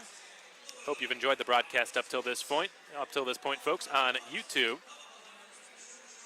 And we hope to see you at the Mayhem's first home postseason game tomorrow night at the Macon Centerplex, 7:30 p.m. Eastern Standard Time puck drop. Danny Caesar unable to squeeze by Stanislav Zykov. Sean Lynch gets his stick in the passing lane. Branchik is there to recover, however, for Jeff Carr and the Ice Bears. He backhands a pass into his own slot, where it's collected by Ricky Kramer. Fed up the middle for Lucas Bombardier. He will join in with Anthony McVeigh, crashing to the front of the net. The backhander is on target, stopped by Entma. Recovered in behind the Macon goal again. Anthony McVeigh comes out with it. from the left circle. He will twist it in behind the Macon cage again. Robertson rims it around. Held alive at the left half wall. Robertson fighting for it in the corner on the far side. Recovered and fed back up to Sargis. Garrett Sargis wheels into the slot, puts it to his forehand and shoots. Entma the save with his pad. Robertson the rebound from the corner. Advance it up the far wall. Stanislav Zykov poking and prying as the puck's been whacked out once and for all by Robertson. And the Ice Bears have just iced the puck, which is not good news for them. They've got a lot of tired bodies who have not been allowed to change in quite some time, and they'll have to skate back into their own zone for a defensive zone face-off, countered by some fresh bodies from Macon's end. And some of those fresh bodies are very dangerous players. Ryan Michael sending his AAA unit out there. John Seamer with Sumalitas and Trask in the shooting hole. Fiala lines up at the left point, and Smith at the blue line. Spencer Metcalf angles it off the glass. Larry Smith has it at his own blue line. His pass squeaks barely just past Bryce Nielsen. Trickles into the high slot. Fiala whacks it aside. Here comes Trask, kicks it up to his stick from the right circle, drops it for Seamer, who pulls up and fires, misses the right elbow of the net, and is collected on the near side by Bryce Nielsen and feathered up to Garrett Sargis. He will dangle his way into the Macon zone. He delays and deposits it in behind the Macon net. It's picked up by Chandler Madry in the far corner. He will leave it off for Bricata, who centers for Nielsen, who's well covered. Sumalitas intercepts the pass, and Trask will dump one ahead. Sumalitas is in pursuit of it against the smooth skating Doug Rose. And 34 points in the regular season, second most among all SPHL defensemen. Here's a wrist shot, stops by Entma. It's Charlie Granath, the defenseman out of Sweden, pulling up and firing from the high slot. Entma was able to make a butterfly save. Some pushes and shoves transpiring after the stop made by the Macon netminder. 12-11 ear shots on goal now favoring Knoxville. The neck and neck in that department for the last number of minutes, really. The only time during this game at which that number was lopsided was at the very beginning of the game. The Mayhem, clearly the superior team to start things out, had the majority of zone time, and the ice was certainly tilted in their favor. That's not so much the case anymore, but it's just turned into a tightly contested game. Scott Cathrell fires it on net from the neutral zone, easily gloved by Kevin Entma. Zach Urban gets in Cathrell's face shortly thereafter. Lots of confrontations transpiring throughout the night so far, as is to be expected. It is the first game of playoff hockey for both of these teams, and they saw each other only 2 weeks ago. One of Knoxville's top scoring players throughout the season, Liam Cairns, a good friend of Caleb Cameron's, was released from the Ice Bears shortly after that weekend came to a close, and he was promptly picked up by Glenn DeTulio and the Huntsville Havoc, who currently hold a 1-0 series advantage over the Pensacola Ice Flyers.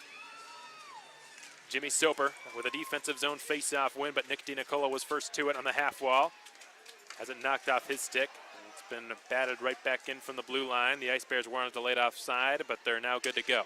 Bazovic's breakout pass is picked off by Ricky Kramer from the left circle. Drops it off DiNicola with a one-timer that is partially blocked by a Mayhem stick, and it flies out of play. That flying puck has been brought to you by Blues Painting and Home Repair.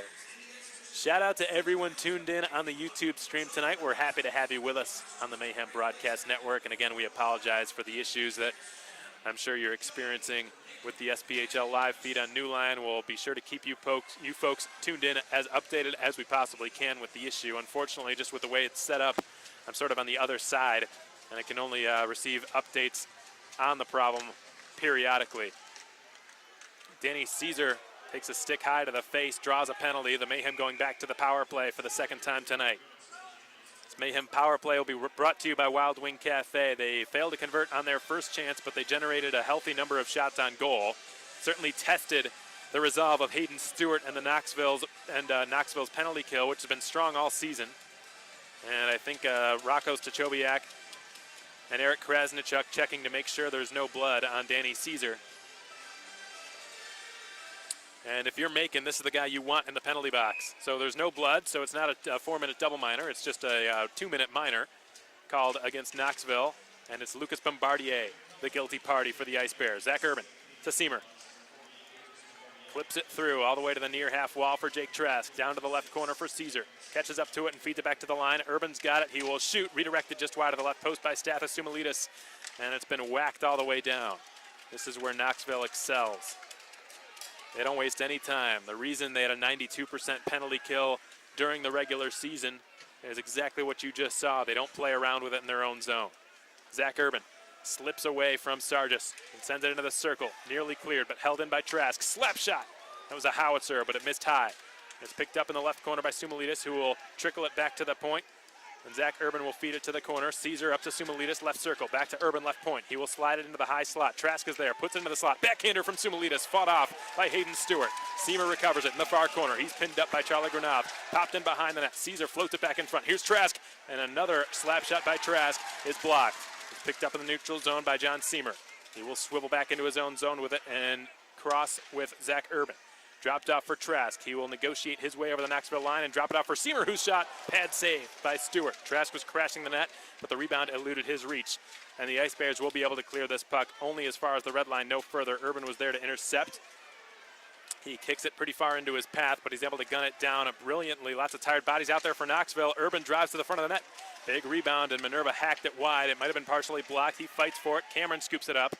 The Mayhem continue to change personnel. The Ice Bears are exhausted. They could barely skate. Bazovic's in the high slot. Drops it. Cameron's got it. He will feed Minerva to Bazovic's left circle. Back to Minerva in the deep slot. He's got it. Secures it. Pulls up and fires. It's blocked. A diving clearing attempt is made by Muller. And eventually the Ice Bears have cleared it out. 8 seconds. The Mayhem trying to catch Knoxville in the midst of a change. Ortiz steps in, left circle. He will twist it down to the left corner. Sutliff has it. Sutliff with a backhand pass into the slot for Minerva. His shots are denied by Stewart, and it's whacked out past the blue line and out.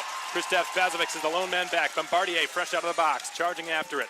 Bazovic challenged him in a timely fashion to nullify a potential chance. Bombardier gets right back on it, feeds it to Rose on his right. Doug Rose with a sharp angle bid into the glove of Kevin Entma, who will take a whistle-stopping play. Just over 14 minutes remain. The Ice Bears improving to 2 for 2 on the penalty kill tonight, albeit with great difficulty. The Mayhem's power play, folks, looking spectacular, though not converting yet tonight, especially when you consider the fact that Knoxville's penalty kill by far was the best in the SPHL this season, hovering around the 92% plateau for virtually the entire campaign.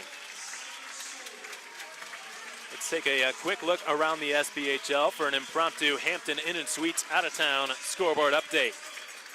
Again, 3 games taking place tonight, this being one of them. The Peoria Rivermen hosting the Roanoke Rail Yard Dogs, and I use the term hosting loosely because they're not playing at the Peoria Civic Center. The Fayetteville Marksmen tripling up their lead over the Birmingham Bulls, 3-0 the score in favor of Fayetteville, which may have caught a few folks by surprise. The Birmingham Bulls with a commanding head-to-head record over Fayetteville throughout the regular season, a big part of the reason that Jamie Hicks and company selected Fayetteville, and things are not looking good for them through 2 periods of play. The Marksmen leading 3-0 over the heavy favorites in that matchup, the Birmingham Bulls.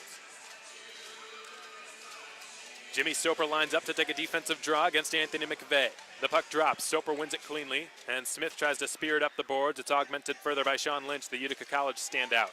Sent into the zone from the neutral zone, into the Macon zone from the neutral zone, I should specify. Stopped by Entma, played by Smith, given from Soper to his right for Caesar, who airmails one high in the air, diagonally, lands flat for Lynch, who bats it in behind the net again. Soper goes fighting for it, and it's speared out towards the point. And Fiala was, instead of manning the point, he was watching the dangerous Stanislav Zykov instead. Tough to blame him. Lynch holds the puck alive along the left half boards and scraps for it. He will roll it in behind the cage again. Soper's got it, looks to the front. Jimmy Soper just leaves it for Fiala. Soper has his stick lifted. Lynch has got to hurry back and play defense in Fiala's stead. But Fiala is able to recover now. Lynch still playing right D at the moment. He will guide it along for Larry Smith. Smith up to Soper. He slips around Cathrell, enters the Knoxville zone, leaves it for Caesar, whose shot nearly trickles in. It was just barely fought off by Stewart, who got a piece of it with his shoulder, and the puck just trickled wide of the right post. Boy, as well as Stewart has played tonight, folks, he has gotten pretty lucky a few times, I've got to say. He's had the bounces go his way all night. The Mayhem hoping to change that state of affairs. Cup outlets it ahead for Jake Trask. He will give it to Sumalides, left circle, with a pretty sharp angle shot. Stewart was square to it, makes the save with his chest. 12.5 yet to play here in period 2. The Mayhem trailing the Ice Bears by a 1-0 score. Lead them in the shots on goal department, 15-13. Again, folks, for tickets to tomorrow night's postseason game between the Mayhem and the Ice Bears at the Macon Centerplex in downtown Macon, you can visit our website, maconmayhem.com, go onto the tickets tab and purchase them via Ticketmaster, or just visit the Coliseum box office at 200 Coliseum Drive. Jared Cup from the neutral zone fed it to Trask, whose dump in was blocked by Ricky Kramer. Kramer gives it over to Metcalf. And it's been chipped into the Macon zone and halted inside of the trapezoid by Kevin Entma. He rolls it around the boards. Nielsen was there to cut it off. The shot towards the net was blocked by Seamer's stick, and then he flattens Bryce Nielsen shortly thereafter. Here's a wrist shot from the slot, blocked. Seamer playing masterfully in his own zone, cleaning up lots of loose pucks and helping his team clear. Jarrett Cup sends it all the way down, just wide of the left post. It bounces high up in the air, and John Seamer has some hops, but he couldn't quite glove that one down. Jarrett Cup gets the return from David Robertson. Cup tries to send Jake Trask on his way on a potential breakaway, but the pass was just a little bit outside of his stride.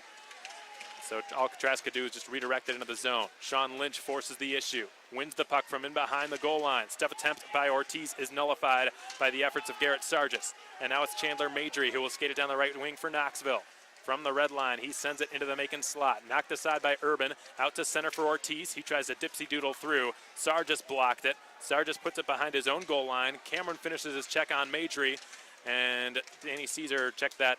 Derek Sutliff trying to make something happen in behind Knoxville's cage. It's worked up to the right point, held alive by Urban. Slap shot from the right circle is blocked. And the loose puck is collected by the lone goal scorer tonight, Stefan Bricado, who has just cleared it out. Right now, folks, it looks like the Ice Bears are simply trying to contain the Mayhem. And it seems as though if play continues like this, it's only a matter of time before the Mayhem tie things up. Soper sends it below the goal line. It's picked up now by Rose and fed up to Cathrell. Cathrell advances it through. Nice pass to spring one along for Stefan Bricado. Passes it to himself off the right corner, boards at Kareem's. He's checked by Caesar. Cathrell and Caesar fighting for it in the far corner. Bombardier slides it along the end wall, and Larry Smith failed to clear it, but he succeeded on his second effort, and Minerva will just send it at the net from about 105 feet, just shy of the red line, but he was confident in his abilities to get it on net to prevent an icing call. Now Trask, in over the blue line, right circle, fires a shot, and that was a missile, but it missed the left post. Caesar couldn't feed it down to Trask the way he wanted to, but Larry Smith to the rescue in the neutral zone, gloved it down and sent it back the other way. The Mayhem could get an odd man rush, but Trask's move was nullified. Good defensive efforts made by the Ice Bears, and here comes Zykov, right circle. Tries to dangle his way in. Jarrett Cup stood him up brilliantly. And now it's Anthony McVeigh from the point. He will cycle it in behind the net. Zykov is pinned up again by Cup. Cup lost it, however, to Madry. Tries to center it in front. That's Bombardier, I beg your pardon. And John Seamer, who's had an excellent defensive period thus far, is able to work it up the boards, but not out. McVeigh saucers it to Branchik. Had to control it. Branchik had a mishandle at the blue line. Lynch trying to make him pay for it, but the Ice Bears have recovered. Jarrett Cup in his own zone. Long Hail Mary pass, hoping to get it to Trask. It was picked off. Cleared back in behind the Macon net. Jarrett Cup goes in after it. 1 versus 1 in the far corner against Bryce Nielsen. Robertson scoops it up now, and he will backhand a pass to Seamer, who just taps it up to the blue line. Held in the zone by Spencer Metcalf.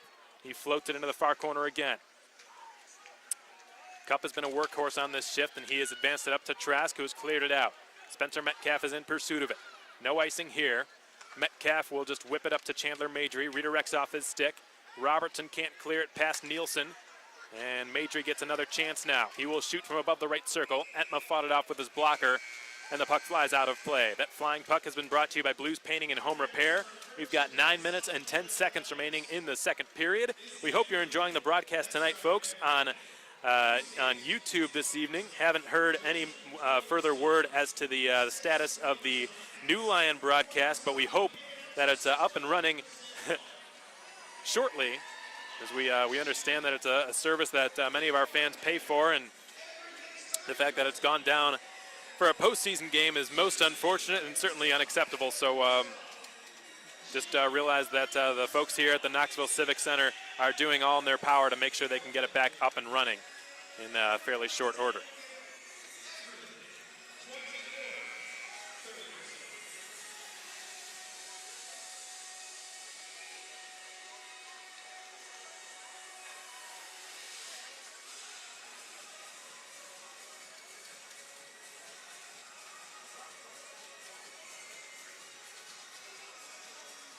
The ensuing faceoff is going to take place to the glove side of Kevin Entma, who gets set in the blue paint. John Seamer and the rest of the AAA line all out there for Ryan Michael and the Mayhem. Scott Cathrell versus John Seamer in the faceoff circle. Each team's leading scorer from the regular season.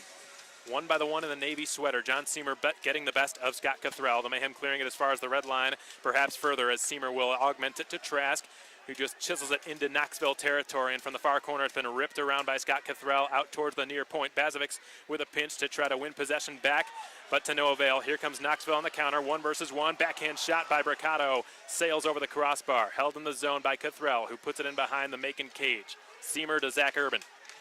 Couple of Northern Michigan University products. Seamer receives the breakout from Bazovic. He has a dipsy doodle through Doug Rose. Ends up being partially plastered there by, it was Stefan Bricado. Seamer eluded the majority of the hit as a long shot by Smith redirects wide. Here's an opportunity. Stuff attempt by Seamer. Diving save by Hayden Stewart at the side of his net to keep the puck out. Hayden Stewart has been perfect tonight. And John Seamer just had probably Macon's best opportunity to score of period 2. But could not tuck it past. We mentioned those backboards, folks. For those of you unfamiliar with the old Joe Louis Arena, where the Detroit Red Wings used to call home before the Little Caesars Arena came into play, those boards were incredibly bouncy, and these remind me of them. Macon knowing full well, just as Knoxville does, to try to use them to their advantage, and it nearly paid off just moments ago. Caesar from the far corner, protecting the puck. Tries to kick it up to his stick. It squeaks out past the blue line. Here comes Zykov, 2-on-1. Left side, Zykov shoots. Missed the right elbow of the net. As it skitters back out to the blue line, Cameron sustains a check by the other 10, Anthony McVeigh. Augmented out of the blue line, past the blue line by Smith. And that's Ricky Kramer feeding it to Lucas Bombardier. Bombardier to Zykov. His pass slides well outside of the reach of the intended target, McVeigh. Branchik coughs it up. Sutliff guns it down. Backhands a shot off the outside of the right post, then centers it, hoping for Cameron. Broken up on Bombardier, who has just cleared it. This will be a clear. No, it will not be an icing. I beg your pardon. Zykov was there, sort of cherry picking to outrace the icing call. And he shovels a backhand shot towards the net from an impossible angle. That doesn't work out. Cup picks it up behind his own net. Jarrett Cup, the Rossa, Ontario native, will just skate full steam ahead down the left wing side. An extremely confident skater. Probably Macon's best defenseman at skating the puck up the ice. Caesar forces a turnover, backhands a shot, pad save by Stewart. Had the Mayhem had traffic there. He could have had an excellent second opportunity. Excellent takeaway by Caesar behind the opposing net. Here comes Bryce Nielsen in across the blue line. Had his shot blocked. It trickles right to Cup, who's wasted no time clearing it. And Marcus Ortiz trying to get a step behind the defense. His backhander fought off by the pads of Stewart. Been a recurring issue this game. The Mayhem just not capitalizing on those second opportunities that their shooters are trying to give them. Not enough bodies crashing the front of the net right now. Kristaps Bazovic's clearing attempt nullified by Majory. Was it done so illegally is the question. Eric Krasnichuk had his arms up to signify an offside rather than a penalty. 6:41 remains here in the second period. The Ice Bears still with a 1-0 edge over the Macon Mayhem, as has been the case since the second period began. Knoxville's only goal in this game coming on a 5-on-3 power play in which Jake Fiella was called for a questionable holding penalty to give the Ice Bears a 2-man advantage. Zach Urban from the right half wall lost the 50-50, but Bazovic is there. He's pinned up to the boards now by Nick DiNicola. It squirts out to Cothrell at the left circle. He twists with it. Scott Cothrell, outer hash marks. He fires. It misses the right post. And it's held in the zone at the near point by Ricky Kramer and scaled back down the wall. Nick DiNicola goes to the front of the net. The pass goes all the way through, back to the line. The wrist shot is on. Stopped by Entma. Rebound twisted back in front. Entma sprawls on it and covers it in his crease. And Bazovic gives a shove to Stefan Bricado after he himself was shoved. And it looks like they'll just let the hostilities subside for the time being. I'm not sure they're going to give out any additional disciplinary action on the two of them. Looks like the good news, folks, is it seems to be a very popular broadcast tonight. We've got, at least what it's showing me right now, 75 live tuned in. So we're really happy to have you all with us, and we hope you're enjoying the radio stream with the absence of the video stream tonight. Ricky Kramer following an offensive zone faceoff win, had his shot ricochet through traffic and be stopped by Kevin Entma. In a way, it's sort of a bit of a relief for me. As a broadcaster, it's tough broadcasting knowing that your voice is heard not only on the radio but also on video. You have to understand the subtleties of what the differences are. And knowing that I can only be heard and not seen makes my job a little bit easier on what needs to be said and what doesn't need to be said. Jake Fiella gloves down the puck in the right circle and will start it down the left side. He's working one against Kramer now. will send it in behind the Knoxville cage. Caleb Cameron manning the right point in Fayela's stead. It pops off the glove of Jimmy Soper in the neutral zone. Check that, Sean Lynch. Cleared in behind the Macon net and reversed by Enma long for Fayela. Kicked back towards him. And Fayela will feed a pass in the direction of Lynch. It goes off the stick of Sargis. Out of his net to play it away from Lynch will be Stewart, but he turns it over to Cameron, right corner. Cameron centers it. No Mayhem players were there. And the Ice Bears have gotten it out to the blue line. It's Garrett Sargis dangling into the right corner. He's shoved hard by Jarrett Cup. The two of them both lose an edge. And Stefan Bricado fighting 1-against-1 now on Robertson. Bricado is brought down by Robertson. Fans here wanting a penalty, none forthcoming as Soper takes his man out. Scott Cothrell into the corner boards. The long pass out to center goes off the stick of Minerva, but he was just shy of the red line, so an icing call is made against Macon. That icing call has been brought to you by Tropical Smoothie Cafe. 5:12 remain in the second period. Knoxville still with a tenuous 1-0 lead over the Macon Mayhem.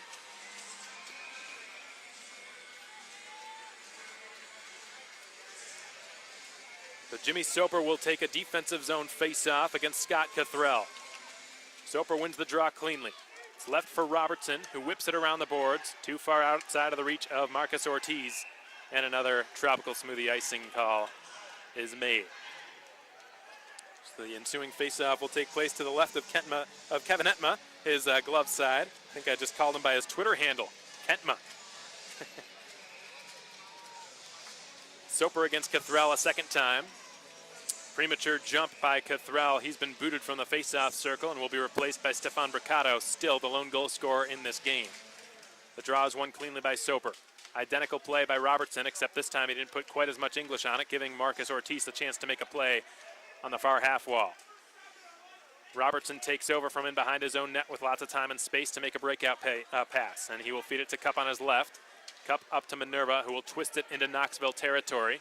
From inside of his own trapezoid, Hayden Stewart has cleared it aside, and now it's brought down the right wing and chipped into the zone by Knoxville's Lonnie Clary.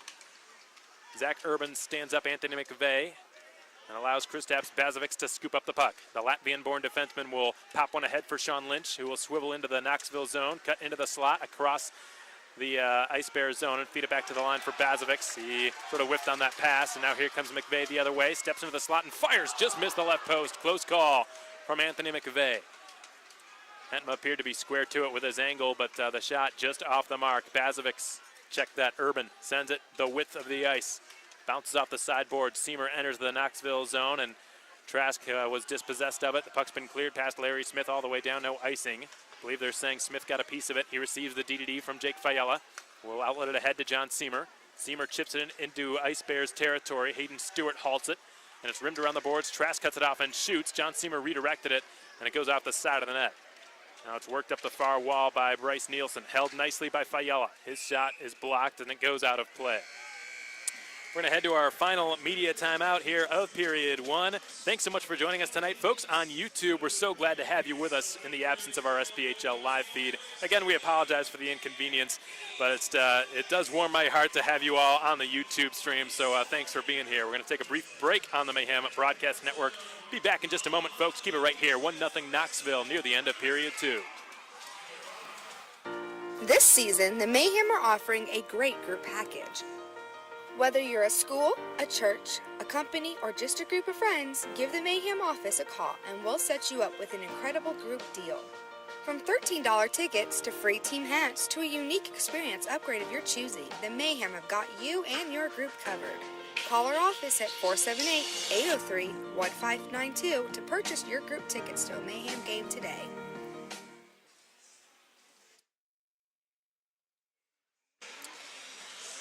So, call me crazy, but something tells me that the bulk of the Mayhem fans tuned in out there are probably rooting for the Roanoke Rail Yard Dogs in the Roanoke-Peoria series. And the good news for you is it's going well if that's the case. The Rail Yard Dogs with a 2-0 advantage over Peoria late in period one. As Jarrett Cup holds the blue line and shoots from there. It was a blocker save made, but Caesar holds it again and fires. That was a cannon, but it was fought off by the blocker of Hayden Stewart. A couple of good chances following an offensive zone face-off by the Mayhem. It's been cleared out to the red line. Robertson dumps it back in. Shots on goal, I think a little bit misleading insofar as the Mayhem have generated more than what the scoreboard would suggest. There's another one from center ice by David Robertson, fought off by Stewart. Sutliff trying to break up the clearing attempt. It pinballs off the blocker of Hayden Stewart.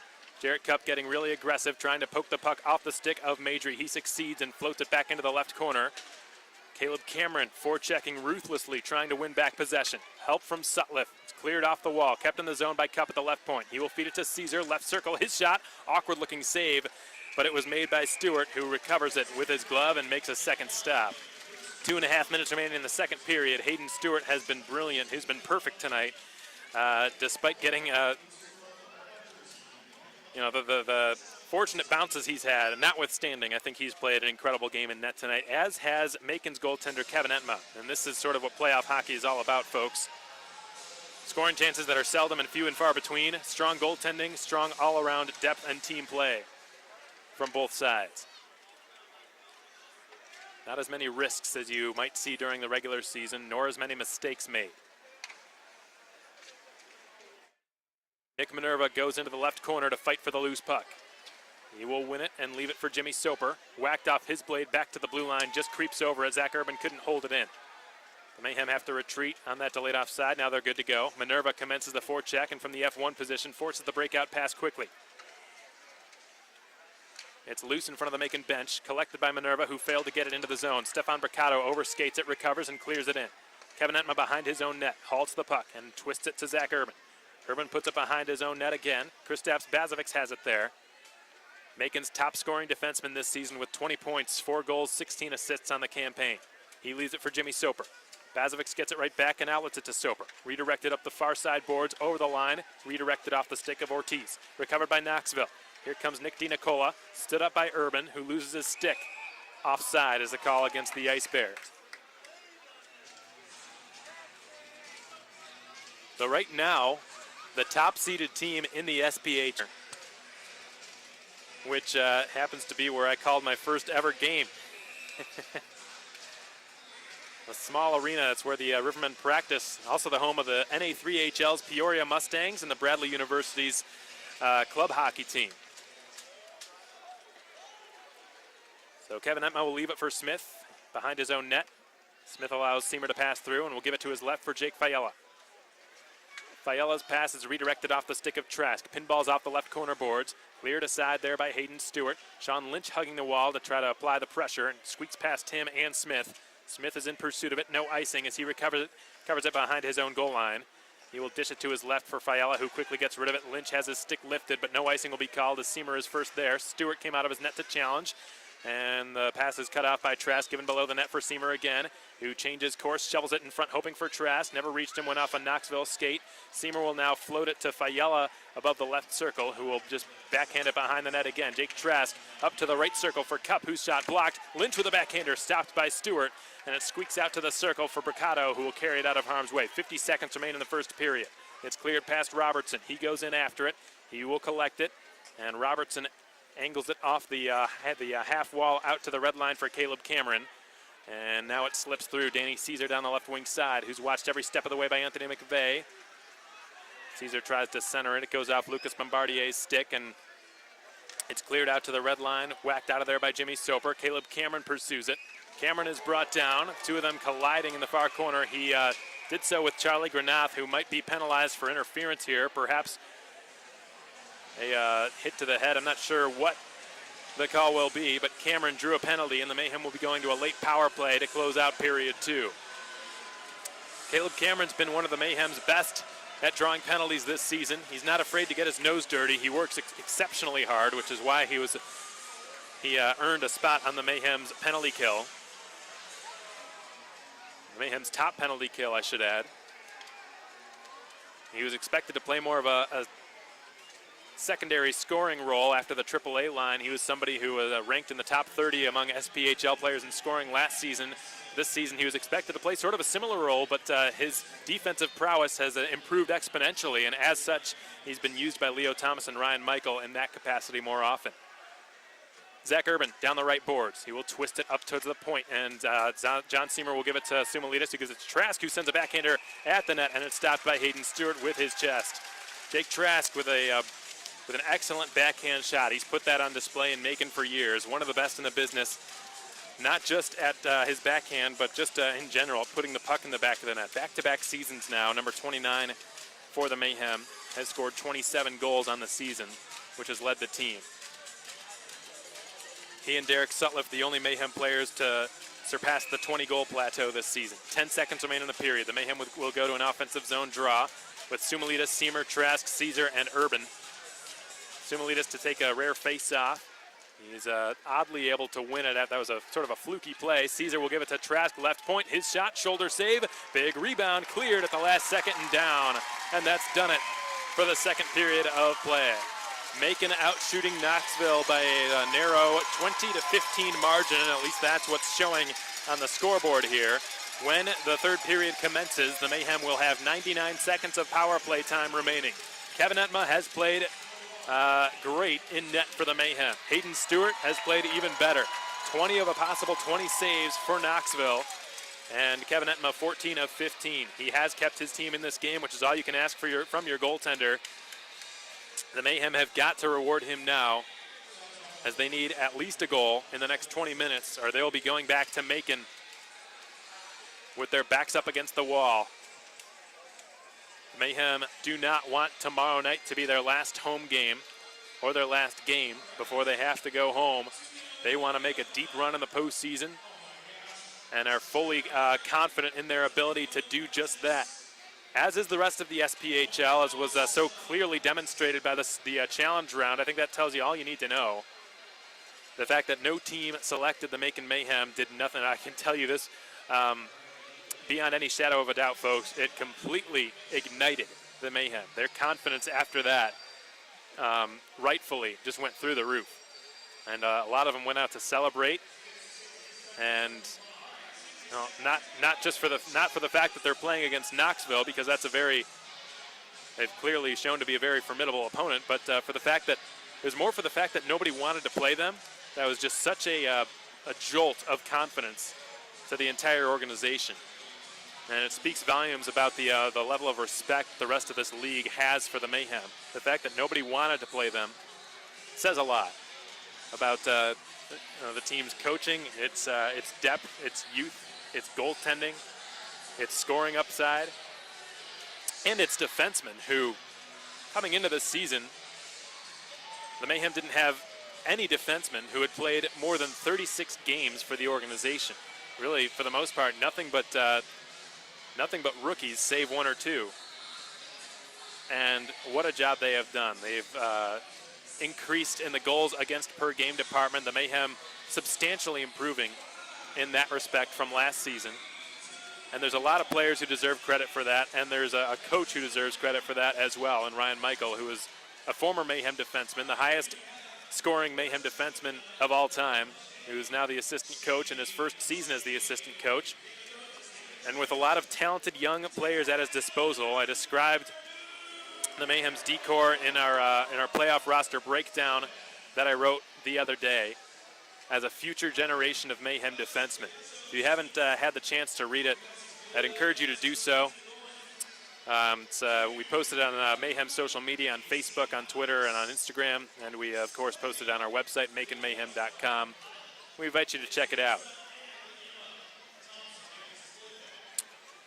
So 1-0 is the score in favor of Knoxville, as was the case when the second period began. The Mayhem getting the better of the Ice Bears in period 2, but do not yet have anything to show for it.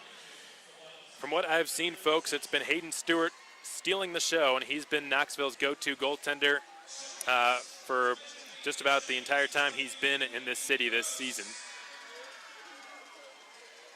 But while he has played brilliantly in goal, he has also been fortunate, I think, on a number of occasions. There was the Trask shot that went off the inside of the right post back in the first period. That was just a few minutes in. There was another opportunity from point-blank range where I believe it was Sumalitas with a backhand shot that sort of trickled through Stewart's equipment and just rolled past the right post and just barely stayed out of the net. And then there were other opportunities where the Mayhem really have no one but themselves to blame, just because they were shots on goal and they were well-timed shots on goal from the shooter, but there was nobody around to clean up the garbage. And Stewart has looked vulnerable in a few saves he's made with his pads. There have been a lot of loose pucks that have rocketed off his pads right into very dangerous areas. Now, I'm sure he might argue that the reason they're bouncing out into those dangerous areas is because he knows that there aren't any Mayhem players there, but I don't think that's really the case. If you shoot low on a goaltender at his pads, it's very difficult for him to control where that puck's going to end up going. And from what I've seen, the Mayhem could certainly bury a rebound goal or two in the next 20 minutes if they start committing another body or two to the front of the net and doing so faster. What's happened a lot of times is that the Mayhem will shoot when there's not a player in position yet. Now, I'm not sure if you chalk the blame up to the shooter or to the player who's supposed to be crashing the net, but either way, a little bit more coordination on those low shots. It's the right idea, but the timing of it has got to be a little bit better, I would say, in period 3. But the good news is the Mayhem certainly outplaying the Ice Bears in that second period. More good news is they've still got 99 seconds of carryover time on their power play to kickstart the closing stanza.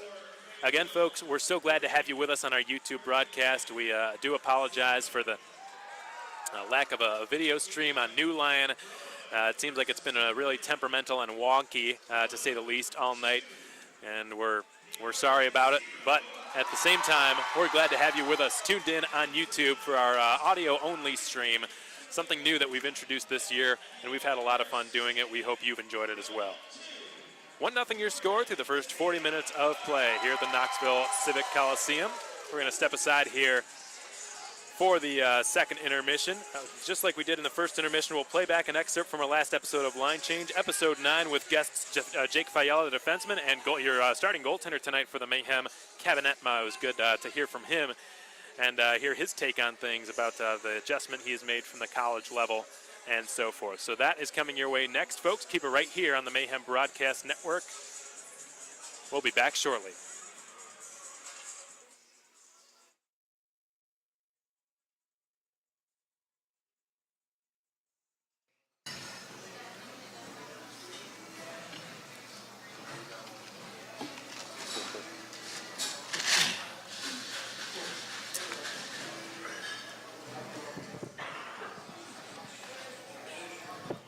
So I had the interesting experience of watching an old hockey game from like the 60s. And one of the things that stood out to me the most was the equipment size for goalies. And Kevin, being that you are a goalie, my question is for you is, a lot has been made this season about like goaltending equipment size and should they shrink it down more, or is it keeping goaltenders safe? And what are your thoughts on, equipment size for goalies, and should it be smaller, or is it necessary that they're that size?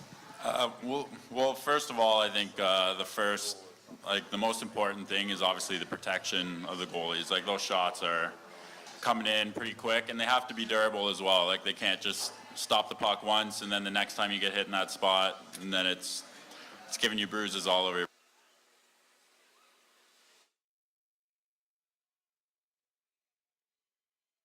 body. But for the NHL and other pro leagues that are doing these goalie sizing restrictions, it does kind of magnifies goalie skill a little more in that sense. Like, it makes them have to react more, it makes them have to move more and play less of a blocking style. And me being only 6 foot flat, I think that's almost beneficial to me. And you're starting to see it more in the NHL and whatnot, that there's shorter goalies coming up and in the pro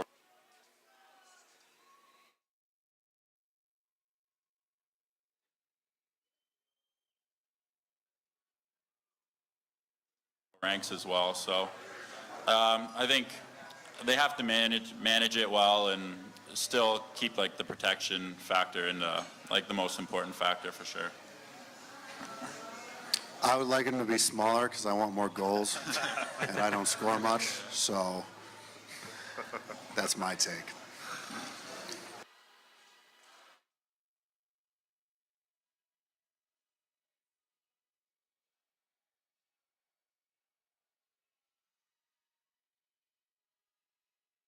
Kevin, Coach mentioned More goals, and I don't score much, so That's my take. Kevin, Coach mentioned the change in the rink size going up to Knoxville, smaller barn. I'm sure you've played in all sorts of rink sizes going through college. Do you sort of have a preference as a goaltender as to what size, the dimensions of the rink? To be honest, not really. There's a little bit of a difference. Obviously, on the bigger sheets of ice, you have more time to get set and push over. And I challenge a little more than probably the normal goalie because of my size. So I would say if I have a preference, it would be bigger ice. But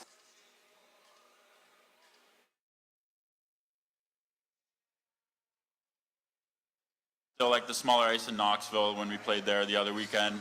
I played in a small rink like that throughout juniors for 3 years, and in college there's all sorts of different sizes that you'll come across for rinks. So like, I don't know, you find your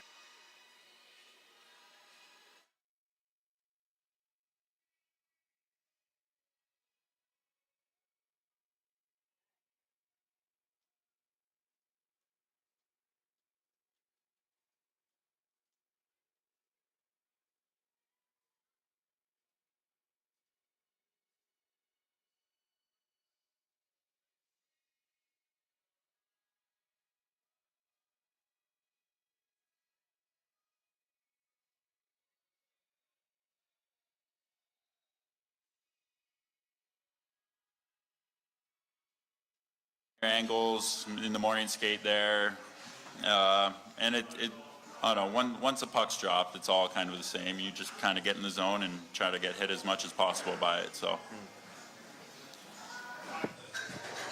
All right, this one's for both Alex and Coach. How big of a factor do you think that signing Ruby made in neither Peoria, Huntsville, or Birmingham picking you guys in the challenge round?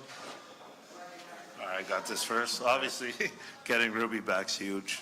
I didn't want to bug him throughout the season. I want the best for him and his family, and if that was staying up in Wheeling the whole time, I was all for it. So I didn't really try to call him all the time to bug him to say, hey, please come back to Macon and stuff like that. So I just kind of kept my eyes open on how they were doing down there and if they were going to make playoffs or not.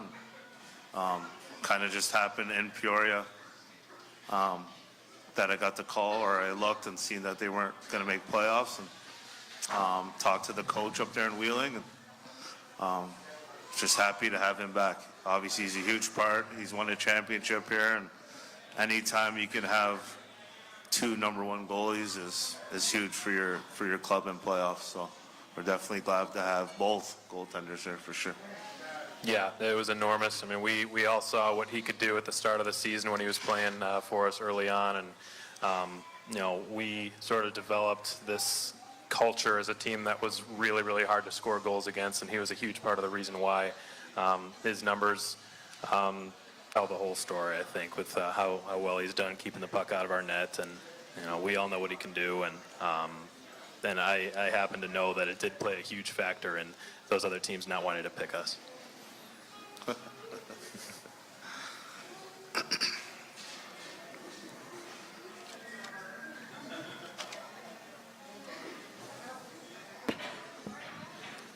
I know we got picked by Knoxville, who was really by default since Knoxville was in 4th place. But if you'd have had your preference, if we were in 1st place, who would you rather have played? If we were in first? Yeah, if you had the first pick. It's a good question. So I couldn't pick Knoxville, right, because they were 4th. It's a good question. It probably would have been Fayetteville or Roanoke, maybe. I probably would have picked Fayetteville, I think, if we were in first. But again, I don't know. That's something I would have sat with Ryan and Mike.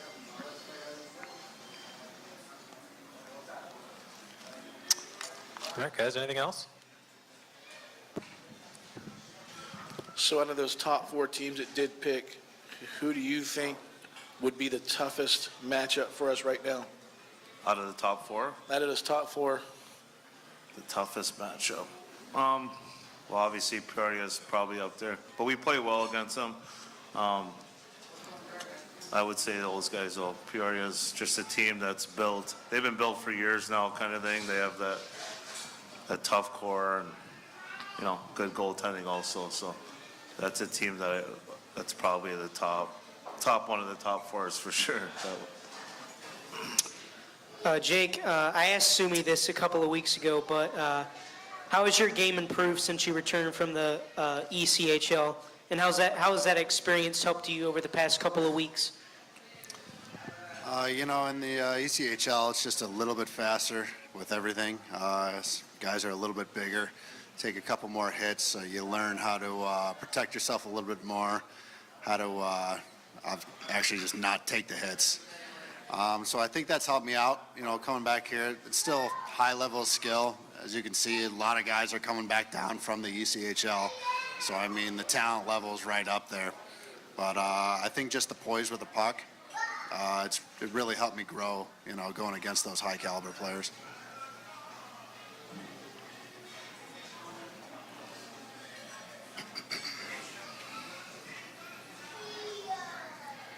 I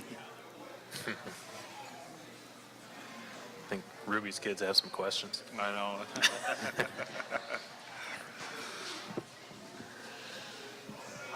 All right, this is only relevant if you guys watch the show Game of Thrones, but considering it's about to start, which house do you all belong to?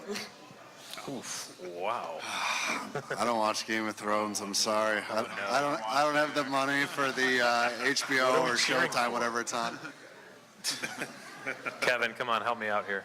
I've never watched it, to be honest.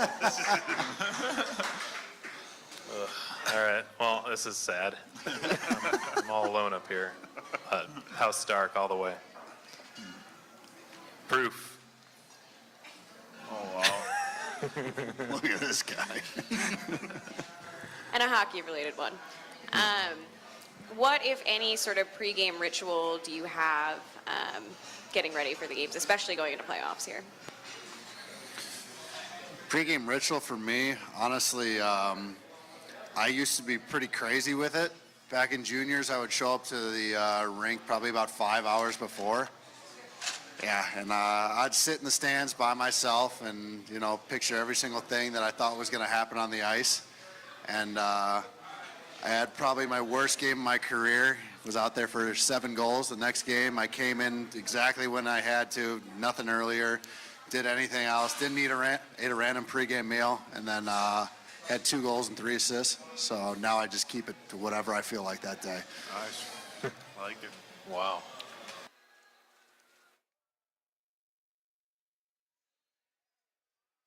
All right, well, welcome back, everybody. Again, sorry for the delay, but we're back to bring you the onset of the third period here at the Knoxville Civic Coliseum. The Mayhem trailing the Ice Bears by a 1-0 score. That goal coming way back in the 19th minute, 18:03 into period 1.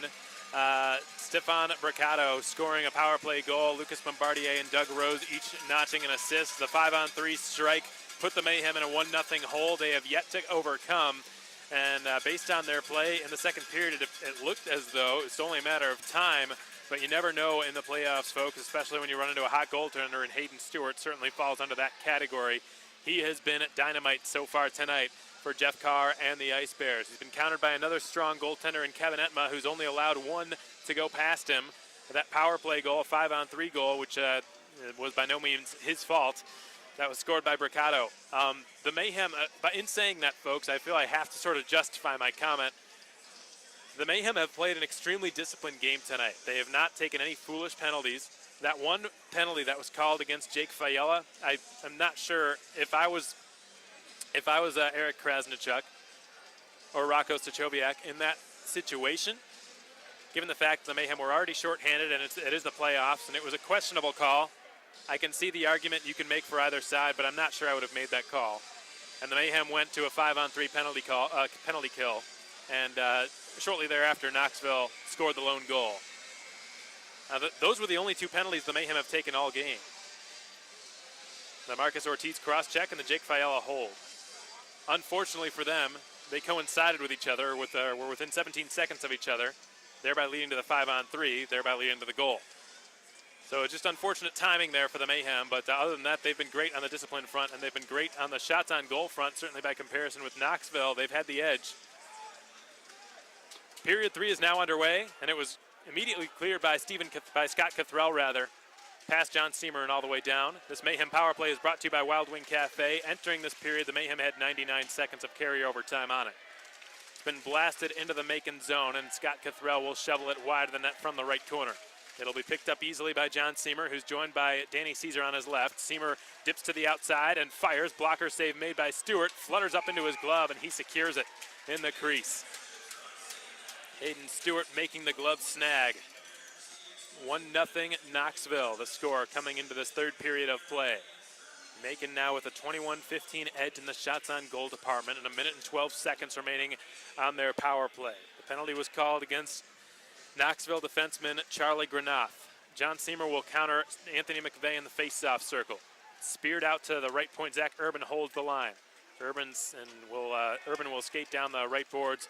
He is met by Sargis, fed back to the point. Seamer gives it over to Trask. His shot is patted away by Stewart. And the puck's been cleared out past the blue line, and a foot race for it. Zach Urban with Anthony McVeigh. McVeigh trying to get a step on him, and Urban, in textbook defensive fashion, is able to knock him off possession of the puck. He will begin the breakout from outside of his own zone, and he will leave it at the left point for Marcus Ortiz. He dips around a check and fires, and a high shoulder save is made by Hayden Stewart. He's able to cover up the rebound in his crutches, and we get some more pushes and shoves taking place shortly afterwards. 41 seconds remains on the penalty called against Granoff. The Mayhem buzzing to try to tie this game up.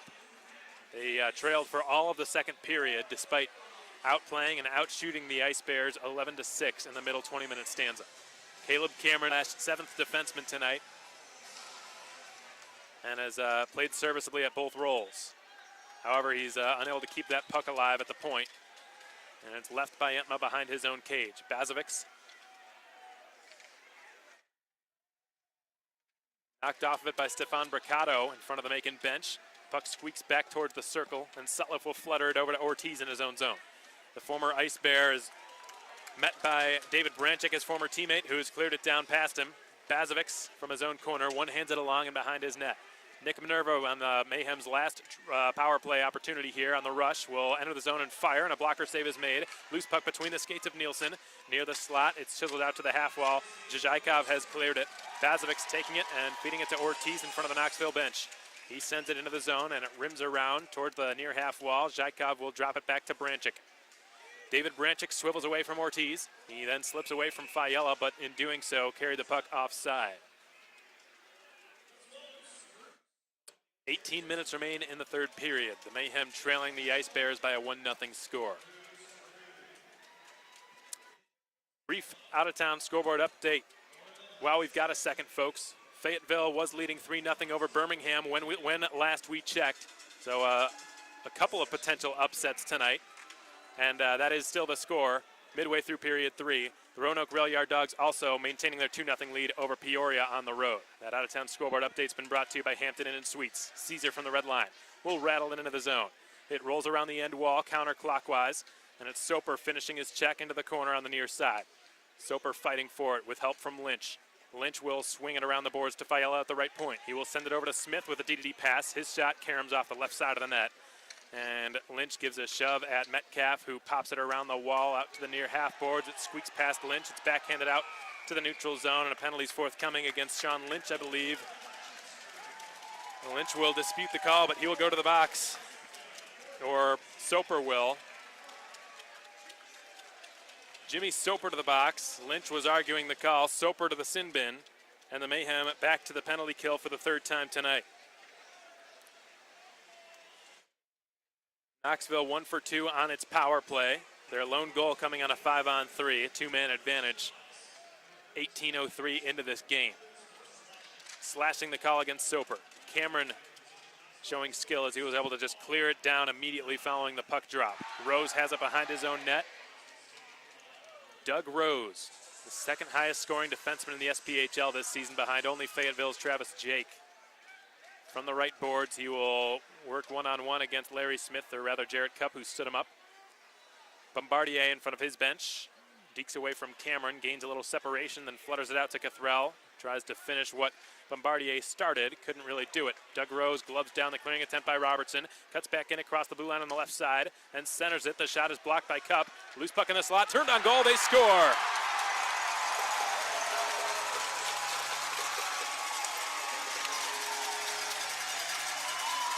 It is Stanislav Zykov picking up the loose puck amidst all the chaos and confusion from in between the hash marks, just whipped it at the net, squeaked through the equipment of Kevin Etma. And the Ice Bears, for the first time tonight, have an insurance lead. It's 2-0.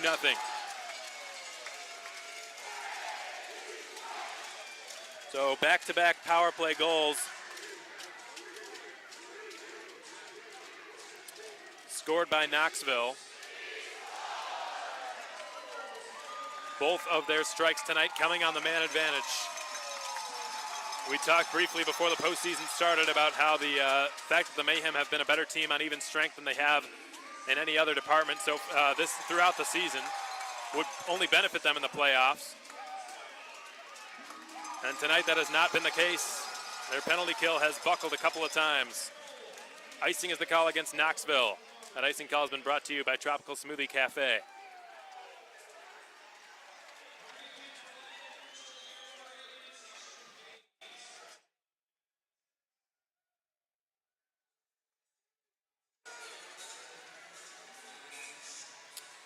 John Seamer will take the face-off to the right of Hayden Stewart, who is still perfect tonight. He kicks it back to Trask, who will guide it to Smith. Returns it to Trask, who kicks it to his stick and sends it into the slot. Whacked aside by Metcalf. Pumped back in behind the cage. Rolled around past Sumalitas. Chipped further by Zykov. Held in the zone by Fiala. Sumalitas still fights for it behind the net and slides it up the slot. Nobody was there. It went past Trask and between Fiala and Smith. It's cleared from Etma. Brilliant pass up to Trask, who was caught on an offside. Etma put it right on Trask's tape. That was a 110-foot pass plus from Kevin Etma, who was sort of just on top of his crease, and Trask was at the blue line waiting for it, the far blue line. And it was on the tape, and from a goaltender's point of view, that's not an easy pass to make, but unfortunately for him and the Mayhem, it was offside. Madry will send it back to Ricky Kramer. He slides it back up to Madry. Will chip it past Caesar. From the red line, it's cut off by Bazovic. Thrown at the net from 100 feet, stopped by Stewart. Whacked around the near wall and sledgehammered out past Urban just barely. Whacked at it with his stick, salvages possession. Cameron back into the zone. Goes wide on Ricky Kramer, sends it behind the net. Sutliff is nullified off the puck. And Muller sustains a good body check from the ex-Ice Bear, Danny Caesar. Branchik backhands a pass out. Bazovic from behind his own goal line, wheels to the left of his net. Begins the rush out of his own zone. Sends it to Jimmy Soper, who will chip it into the Knoxville end. Given from Granoff to David Branchik. Soper laid a big hit on Granoff after he got rid of that puck. Here comes Nick DiNicola on a 3-on-3. Gives it to his right. Here's Nielsen centering. Goes all the way through. Karam's off the half wall on the near side. Fed down the boards.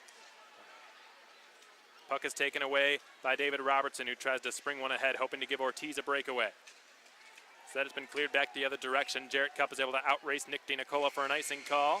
Unfortunately for Knoxville, the icing comes at the start of a media timeout, so they'll get a chance to rest their tired players. That icing call has been brought to you by Tropical Smoothie Cafe. 14:55 to go in period 3. The Ice Bears with a 2-0 hold over the Macon Mayhem, despite being pretty heavily outshot at this point now, 25-16. This has been a goaltender's battle tonight. Normally in the postseason we expect this to happen, but in a rink like this, normally the Mayhem able to put up quite a few goals. They were certainly able to the last time they were here just 2 weeks ago. On March 30th, they scored 6 times. Now, usually in smaller rinks like this, the upside for high-scoring tilts is increased.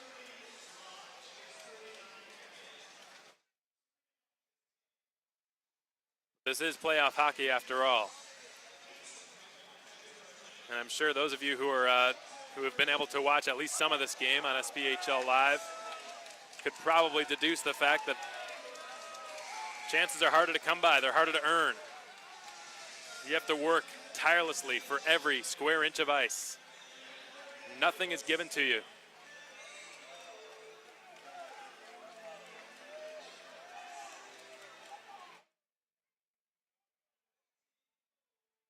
And virtually every foolish play and questionable decision to pinch in and make a risky decision is all but eliminated. We've got some members from the Knoxville Civic Center rink crew looks like they're looking at one of the stanchions in between the panes of glass, making sure it's all snug and secure so we can continue to play. Stick tap to them, they've got it taken care of in a quick amount of time. So not only was that fortunately timed media timeout, but it was also an extended media timeout, so the Ice Bears players who had just iced the puck really got a chance to take a breather. John Siemer will be countered by Scott Cathrell. The two of them have gone head-to-head all evening long in the face-off circle. Each of them led their respective teams during the regular season in scoring. This time it's won by Cathrell. Doug Rose on the breakout, surveying his options, feeds it off of Siemer's skates. Trask has it, his pass to Siemer. Siemer wasn't quite prepared for it. Lynch played that puck from the blue line, no offside. Robertson's got to turn back to get it. He'll be beaten to it by Jarrett Cupp. It's a loose stick belonging to Stefan Bricado that was broken. In the meantime, here comes Sean Lynch down the left wing. Lynch delays and sends it at the net, easily handled by Stewart. And Siemer is knocked off possession by Garrett Sargis. The puck's just been cleared, lofted out to the red line, and Jake Fiala will spear it one ahead. Allowing it to go through is John Siemer. He gets it from Trask. He enters the zone, right side. Will drop it for Lynch. It went between his skates. Here comes Anthony McVeigh, slicing through the neutral zone, in across the blue line. Gives it off to his right. Here's a snapshot, fought off by Entma with the glove, denying Stanislav Zykov, who was told not this time by Entma. Zykov, one of just two players to have put the puck in the net tonight. Slap shot from center ice by Trask is dealt aside by Hayden Stewart. Here's an opportunity for Minerva, cutting down the left side, centering for Soper, who hammers it wide to the right post. Another missed opportunity for the Mayhem, but they are going back to the power play. Delayed penalty upcoming against Knoxville. The Mayhem on a 6-on-5 temporarily with an empty net on the left side. Here comes Jimmy Soper receiving the pass from behind his own net by Smith. Soper gives it to Minerva on his right, who will rim it around the boards counterclockwise to the left side. Fiala centers it. It's whacked away by Zykov. And a whistle blows, stopping play. The Mayhem going back to the power play for the fourth time tonight. They have not converted yet. And again, it's Lucas Bombardier, the Knoxville captain, skating to the sin bin. During the regular season, Lucas Bombardier, somebody who did not shy away from taking penalties, 57 on the campaign. Second among Knoxville forwards, only to Mitchell Muller, who was brought aboard from the Quad City Storm in a trade. The faceoff will take place to the right of Hayden Stewart. Caleb Cameron against the other number 10, Anthony McVeigh. The puck drops. McVeigh able to scrappily win the draw. It's been cleared by Doug Rose all the way down. Kevin Entma well out of his net. He will leave it for Zach Urban at the goal line. Urban pumps the brakes behind his cage, fires a breakout pass outside of the reach of Trask, and the Mayhem will have to reset. Urban leaves it for Trask, who will turn his attention to the Knoxville zone. Trask accelerates through center ice, pumps it into the corner and goes in after it himself. Sends it around the boards out to the half wall on the far side for Siemer. Given right back to Trask. Tries to slip one through for Caesar. Goes back to the line. Held in the zone nicely by Urban. Out of Siemer, who delays. And backhands it down the boards for Trask. Up to Siemer again at the left point, who will drop it to Trask. Trask sends it point to point for Zach Urban on the right side, who will put it down low for Caesar. Caesar comes off the boards with it, fending off a check from Rose. Urban to Siemer. Left circle, rather, Trask, who centers it for Cameron. Cameron was under a lot of pressure. Trask centers. Caesar scores. Danny Caesar, the former Ice Bear, haunting his old mates, has put the Mayhem on the board. It's 2-1. With 12 and a half minutes remaining, the Mayhem are back within striking distance.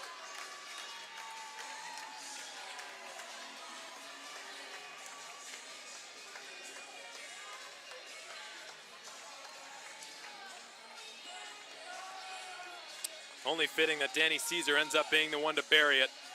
Good movement by the Mayhem on that power play. Again, it was only a matter of time before it clicked. Danny Caesar just in the right place. All he had to do was keep his stick on the ice. And that's exactly what he did. He received a perfect pass. It gave the goal to Lynch.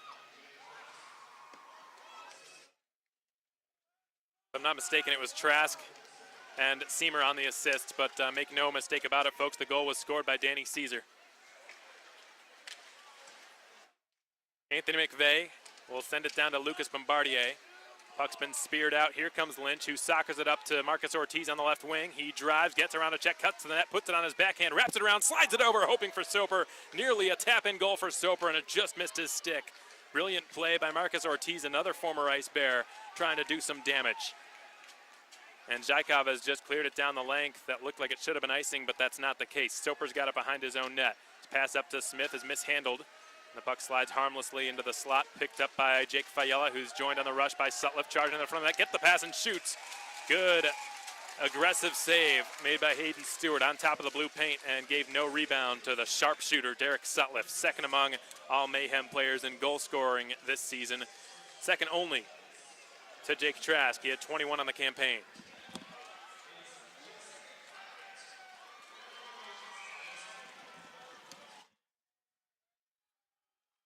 Caleb Cameron cleanly winning the offensive zone face-off. It squeaks over the blue line out to the red line. Larry Smith's got it. It's whacked by Nielsen past Larry Smith. Danny Caesar will feed it over onto his right for Jake Fayella. Up to Derek Sutliff, who's stymied in the neutral zone by Lonnie Clary. Larry Smith will get another chance on the breakout. He flings it right down the left side. Caleb Cameron going wide is ridden into the half wall there by Garrett Sargis. Puts it behind his own net. Charlie Granoff is under duress, but he clears it just in the nick of time. Some friendly fire between Caesar and Sutliff. Here come the Ice Bears. Sargis dips the shoulder and centers. Excellent defensive stick by Cameron. He's able to spring it along for Sutliff. One-on-one against Granoff. He tries the toe drag. Granoff with a good defensive stick, but it's kept in the zone by Seamer, who drags in, slips behind the net. Seamer tries to pump one out to the slot. It rolls on Sutliff. Given back to Cup. His shot is blocked by Madry, whose breakout attempt tried to send Cathrell on a breakaway. Didn't get much on the pass, and the Mayhem are able to reorganize. Jarrett Cup has it. Gets the pass from Robertson. Cup in his own zone. Lets Trask pass through. It's given back to Cup now. Jarrett Cup down the left side from the red line. Sends it wide of the net. It was actually steered there by Hayden Stewart. Picked up by Sean Lynch. Rolls around to the far half wall. John Seamer drops it back to the line. Quick shot just off the mark. It redirected off the stick of Lynch. Held in at the right point by Robertson. Sent into the adjacent corner where it's intercepted and cleared by Doug Rose. Robertson will fire it back into the Knoxville zone, taken away by Cathrell, who will weave his way back into the Macon zone. Is stymied well, but the Mayhem not out of the woods yet as a chance presents itself for Branchick. His shot is denied by Antma. Big pad save. That was an enormous stop. If that puck goes in, that would have deflated the Mayhem bench. 2-1 your score. We've crossed the halfway point of the third period. The Ice Bears still with a 1-goal advantage. Here's a shot that rings off the outside of the left post and stays out. Good shot by Anthony McVeigh. Nearly regained Knoxville's insurance lead. Now here's Zach Urban, backhanding a pass on the tape for Minerva. Given out to Ortiz from his off wing, shovels a shot well wide of the net. Held in the zone by Urban from the right point. His shot is denied by Stewart, and it's cleared by Bombardier. Nearly gave McVeigh a breakaway. McVeigh will just gun it down behind the Macon cage and center it. And Zykov is flattened by Jimmy Soper. That big body check has been brought to you by Harrison's Body Shop Collision Repair. A loose puck in the neutral zone, swatted back into Macon territory. Back to get it is Bazovic behind his own net. He will scoop it up. Zykov finished his check on him. The Latvian able to stay on his skates, but he has just iced the puck. And that icing call has been brought to you by Tropical Smoothie Cafe. The tables have turned, and now the Mayhem catch a break with that icing. Going to be able to catch a break and give their players who had just iced the puck a little breather here.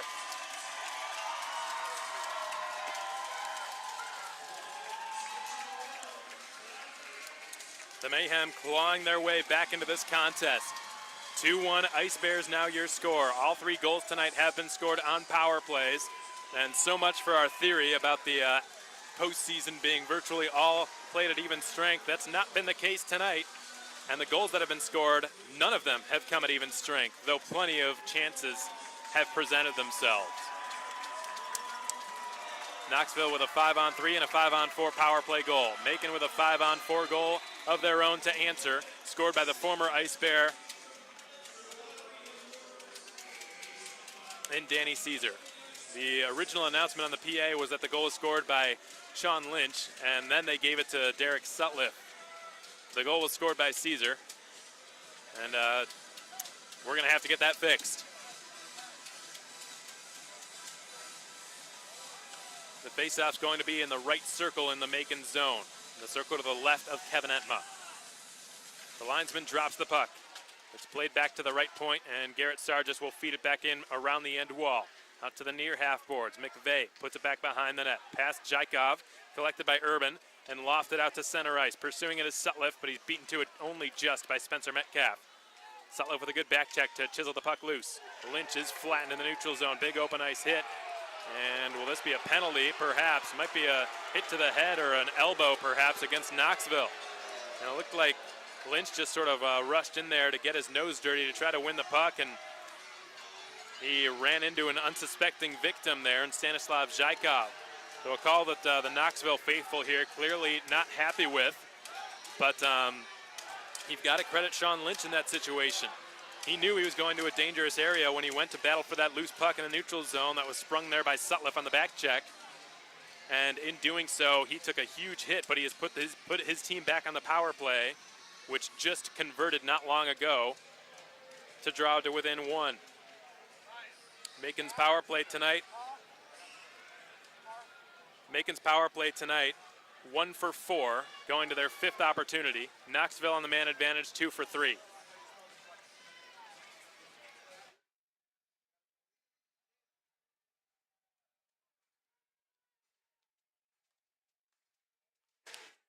Zykov to the box for 2 minutes. Lynch drawing a huge penalty to put his team back on the man advantage. John Seamer, Caleb Cameron, Danny Caesar, Jake Trask, and Zach Urban on the ice for this Wild Wing Cafe power play. Can they tie things back up? Following the offensive zone draw, it was won by Knoxville and promptly cleared all the way down the ice. The Mayhem going up against the top penalty kill in the SPHL all season. Here's Zach Urban. Long cross-ice pass is for Seamer, who redirects it further. Cameron in the right circle will slide one through the slot out to the left point, and Zach Urban is manning that position now. Will kick it down into his path, feed it into the left corner for Caesar. Danny Caesar delays, patient pass back to the blue line. Trask to Seamer, right circle. He will fire from a tough angle, redirected by Cameron, and whacked around the boards out to the left point. Zach Urban is there. He will flutter it back in behind the net. Cameron's got it, tries to advance it around the boards for Seamer. Picked off by Granath, fed to McVeigh, who's cleared it. Exactly 6 minutes remain in period 3. Check that, 8 minutes. The Mayhem trailing by a 2-1 score. Trask down his off wing, slams on the brakes, tries to salvage possession. It's whacked along the wall, out past Urban, who's got to turn back and recover it. Zach Urban from his own zone, whacks it out to John Seamer on his left. Seamer guiding it back to Urban now. Northern Michigan product has possession behind his own cage. Zach Urban will leave it now for Sutliff or Minerva to pick it up. Urban gets it back from Minerva and begins the rush out of his own zone. Up to Marcus Ortiz, down the left wing side, will skate the former Ice Bear. He kicks it along the end wall, and it's been blasted around quickly and hard all the way down. Etma stops it behind his own net. 30 seconds. This has been Macon's poorest effort on the power play so far tonight. The rest of them have looked stellar, but on this one, they haven't gotten a shot on goal yet. Bazovic shovels it along the end wall, out to the half boards on the far side. Derek Sutliff fighting for it against Madry, who has fluttered one into the slot. Will it cross the blue line? No. Kept in the last second by Bazovic. Ortiz chisels it along, hoping for Soper. It squeaks past him. And a step by Sutliff doesn't pay off as Madry will skate out with it for Knoxville. Skating 1 against 2. Madry turns with it. He is checked off the puck by Minerva. The Ice Bears have, however, returned to full strength. The Mayhem dropping to 1 for 5 on the Wild Wing Cafe power play tonight. 6.5 minutes remain. Down the right wing side skates Sutliff. He pulls up and tries to shoot, stymied by Garrett Sargis. Here comes Zykov down the left side. Watched carefully by Fayella. Zykov scoots right around him. Crafty maneuver. Wheels to the outside and leaves it for Doug Rose. He will pop one into the adjacent corner on the far side. It's Nick DiNicola protecting it from Seamer. He centers it. It's redirected over the net, off the protective netting, and out of play. 2-1 Ice Bears remains your score. A valiant effort by Knoxville's penalty killers to keep the Mayhem power play at bay. That was an impeccable opportunity for the Mayhem to tie the game, but they couldn't do it. They now have a heavy advantage in shots on goal, the biggest discrepancy of the night. 31-19 now, the shot differential in favor of Macon. John Seamer will take a defensive zone draw against Mitchell Muller, won by the latter. Slap shot, and it's knocked aside by Entma into the corner. It's picked up by Jake Trask. He will take it behind his own goal. You've got Fayella and Smith as options to pass to. He goes to the former and Smith. Smith now to Jake Trask, who slips away from one, enters the zone effortlessly and shoots. It's blocked. Lots of white sweaters standing between him and Hayden Stewart. The puck creeps past Fayella all the way down into the near corner in the Macon zone. Fayella sustains a hit but gets it out. Trask will leave it now for Sean Lynch. Seamer to the front of the net. The pass is on his stick and he shot it just wide of the net. Seamer gets it back, hoping to center for Trask.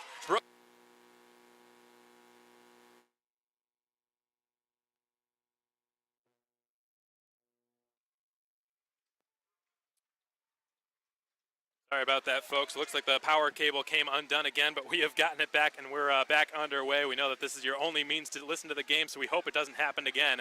Haven't had a whistle since that happened. Robertson's shot from the right point is blocked. It's been cleared all the way down. Here comes Stefan Bricado. Tons of space down the right side. Great stick check by David Robertson, the rookie defenseman out of Norwich University, single-handedly breaking up a breakaway from Stefan Bricado, one of Knoxville's 2 goal scorers tonight. Branchik takes a tumble behind his own net. Caesar goes all in, fighting for it. Cameron helping him out near corner. It's worked up to Branchik, who will pop a pass along into the path of Di Nicola. The return is intended for him at ricochet.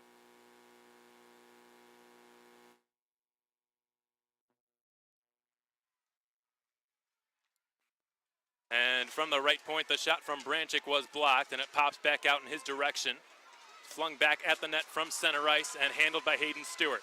Zykov waiting at the blue line, receives it, hammers a slap shot that goes directly out of play. That flying puck's been brought to you by Blues Painting and Home Repair. We're going to head to our final media timeout of period 3. 2-1 Ice Bears, your score. We're going to take one last break on the Mayhem Broadcast Network before we finish out regulation time in the first game of the postseason for the Macon Mayhem. We'll be back in just a moment, folks. Keep it right here. 2-1 Knoxville with 4:21 to play in period 3. Need to raise some money for your organization? Contact the Mayhem front office and we'll be happy to partner up with your group to help you fundraise for a cause. You buy tickets from us at $10, you sell them for $15, and then you keep the remaining $5 per ticket sold for whatever cause you like. Call our office at 478-803-1592 to set up a fundraiser for your organization today. Really?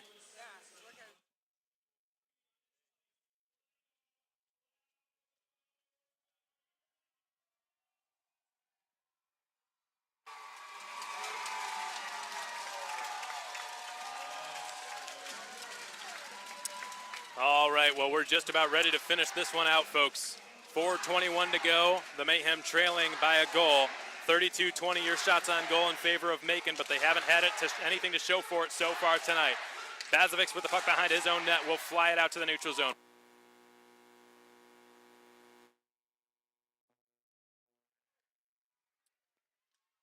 And it's been cleared back out into the neutral zone, and Urban will backhand it along for Jimmy Soper. He switches places with Ortiz, leaves it for him in the right circle. His shot is patted away by Hayden Stewart and cleared out to Zykov. Plays it far into his path, catches up to it in the left circle and fires. Misses the left post with his shot. And now it's picked up by Bazovic on the far side. Will backhand a pass up to Minerva on his off wing. He slips away from Sargis and puts it wide of the net, missing the left post by inches. The Karams off the boards, and Zykov meets Soper on the half wall near the point. The two of them both staying on their skates as Fiala resets in his own zone.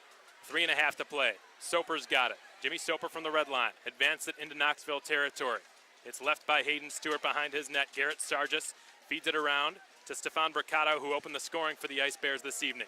It's chiseled into the Macon zone.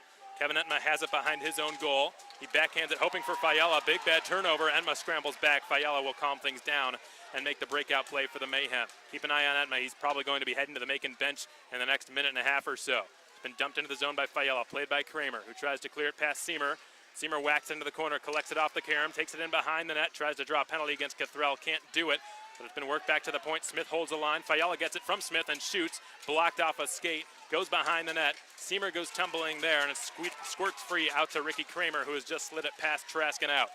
2-1 at Knoxville remains your score with 2:42 remaining here in period 3. Icing is the call against Macon, and we get a whistle and a stoppage in play. Will Ryan Michael utilize his timeout in this situation? It's certainly possible. His team has just iced the puck. They probably have a few skaters out there who are in need of a line change. But I think Michael wants to keep that timeout in his back pocket for when he plans on pulling his goaltender for a 6th attacker. Derek Sutliff steps in and picks up the puck following a defensive zone face-off win.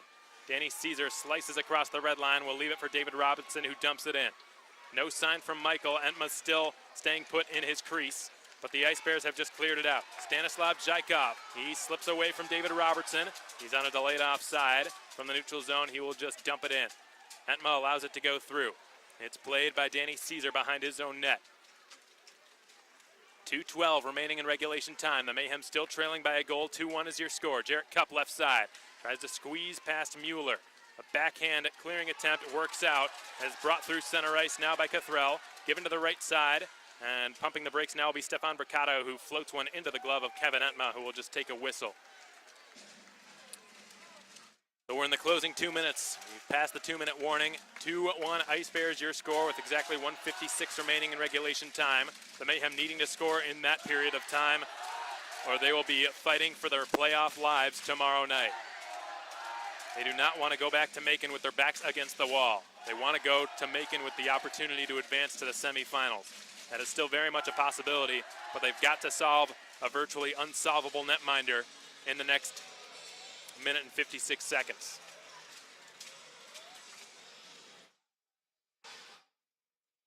The faceoff will take place to the left of Kevin Entma.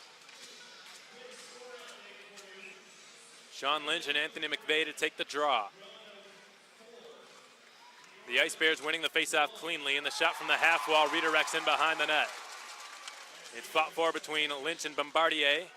Bombardier gets it back in the far corner. He's got a man back door, feeds in the pass, and it bounces off his stick. That pass attempt was intended for Bryce Nielsen, and the Mayhem will skate it back the other way. It's dumped into the right corner. Derek Sutliff pins Kramer to the boards, gloves down the clearing attempt, and it flutters now to Nielsen, who has just shoveled it off the glass and out. The Mayhem going with the sixth attacker as Kevin Entma has gone to the Macon bench. Zach Urban has it deep in his own zone. A minute 29 remains here in regulation time. Zach Urban starts the rush out from his own end.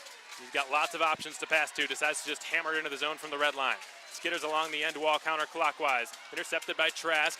Tries to pump it back to the point. A diving play made by Seamer. Doesn't work out. Bricado has cleared it, but couldn't get it past a jumping Bazovics.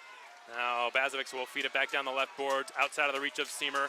Cleared off the glass, held in the zone at the right point by Cameron. Fed back into the left corner. Jimmy Soper seals the wall. Sent to the side of the net. 6 players fighting for it. Bricado will just chip it out and down. We get a whistle. You could barely hear it. It's so loud in here. We're in the final 50.6 seconds of play. The Mayhem need a goal, and they need it now. I'm not sure what caused the whistle. Perhaps Knoxville was guilty of a hand pass or a high stick or what have you. But the faceoff will return to their zone.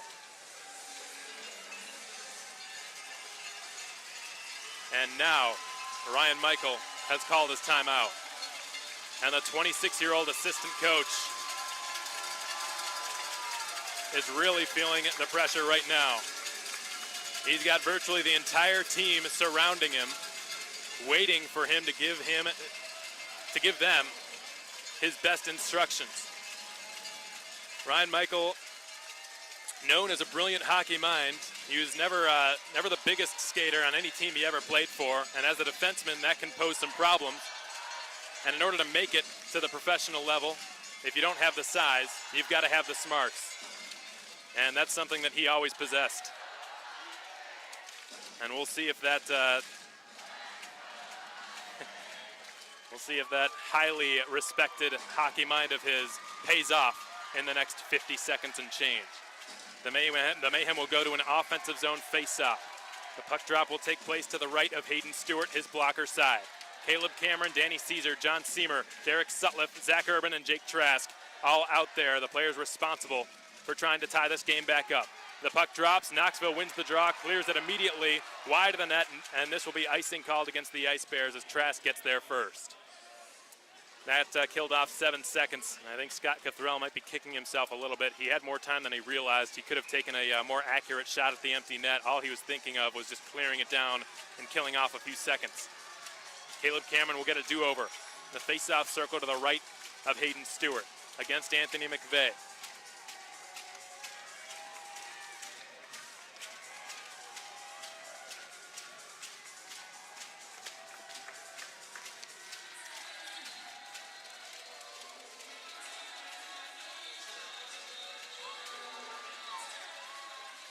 And we've got something causing a delay here. The referee adding another second or two to the clock, I believe. The timekeeper may have let an extra second or two tick off the clock, and sometimes that happens. In situations like this, the officiating crew has to make sure they do all in their power to get it right. And you got to tip your cap to them for making sure that another second is added to the clock, and that's what's happened. So the Mayhem with 44 seconds remaining to try to tie this game up. Cameron cleanly wins the draw, but is Face-off ended up going between the two blue liners. In that case, it was Trask and Urban. Trask will get it back from Urban in his own zone and fly down the other side. We'll give it back to Urban. It bounces off his stick, intercepted by Cothrell. Bricado is caught by the back-checking Trask, sprung up the far wall. Cameron has it left side, floats it in behind the net. It's taken by Granath, cleared past Caesar all the way down. This will be an icing call against Knoxville. As soon as Trask crosses the hash marks, he has done that. Probably took a little bit longer than he could have, but this will be basically Macon's last chance. 18.8 seconds showing on the clock. They will get an offensive zone face-off with a sixth attacker. It's the same six out there for Macon. Seamer, Sutliff, Cameron, Caesar, Trask, and Urban. Face-off is won by Macon, but taken away by Bricado, who's got a chance. He is slashed. Follow-up opportunity, and they score. It's pumped into the net by Scott Cothrell, and that has done it. The Mayhem will be in a 1-0 hole as they return to the Macon Centerplex tomorrow night in a do-or-die situation to host the Knoxville Ice Bears in what could potentially be the last game of their season. It's unfortunate for the Mayhem that things turned out this way tonight. They had an incredible start to this game. They clearly had the edge in puck possession on time on attack, in shots on goal and opportunities, you name it. Oh, and Nick Minerva has got to be careful here, folks. He went right after Chandler Majory, and now he's getting a round of lefts by Lonnie Clary. Jimmy Soper getting in there as well. Minerva's got his gloves thrown off, and Lonnie Clary's not done with them. He wants to keep going. And this is getting out of control. Both linesmen trying to separate Clary and Minerva from each other. They're right in front of the Knoxville bench. And fortunately, nobody from either bench has stepped onto the ice. I think they're smarter than that. They don't want to risk getting suspended for a playoff game, which Nick Minerva has just done. And not a smart decision by the rookie defenseman.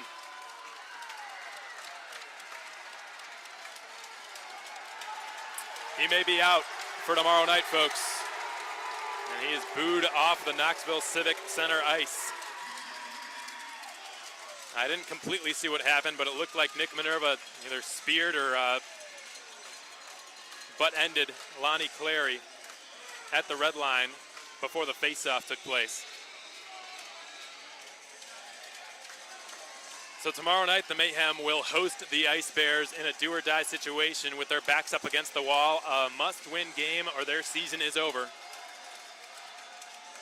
The Mayhem, a much stronger team on home ice this season than they have been on the road, especially in the second half of the year, in which the Mayhem went on a substantial losing skid that they finally snapped when they came up here, which gave them a lot of hope that they'd be able to come into this building tonight and take care of business again.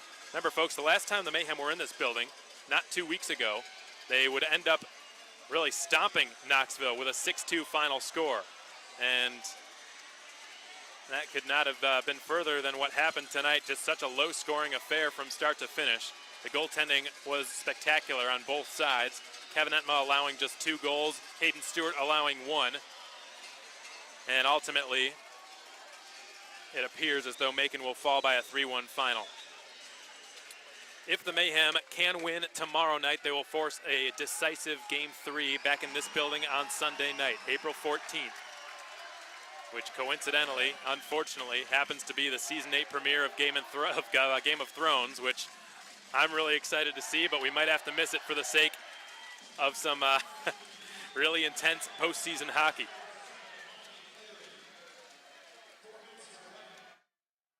But the Mayhem have got to force that Game 3 first, and they will turn all their attention to tomorrow night.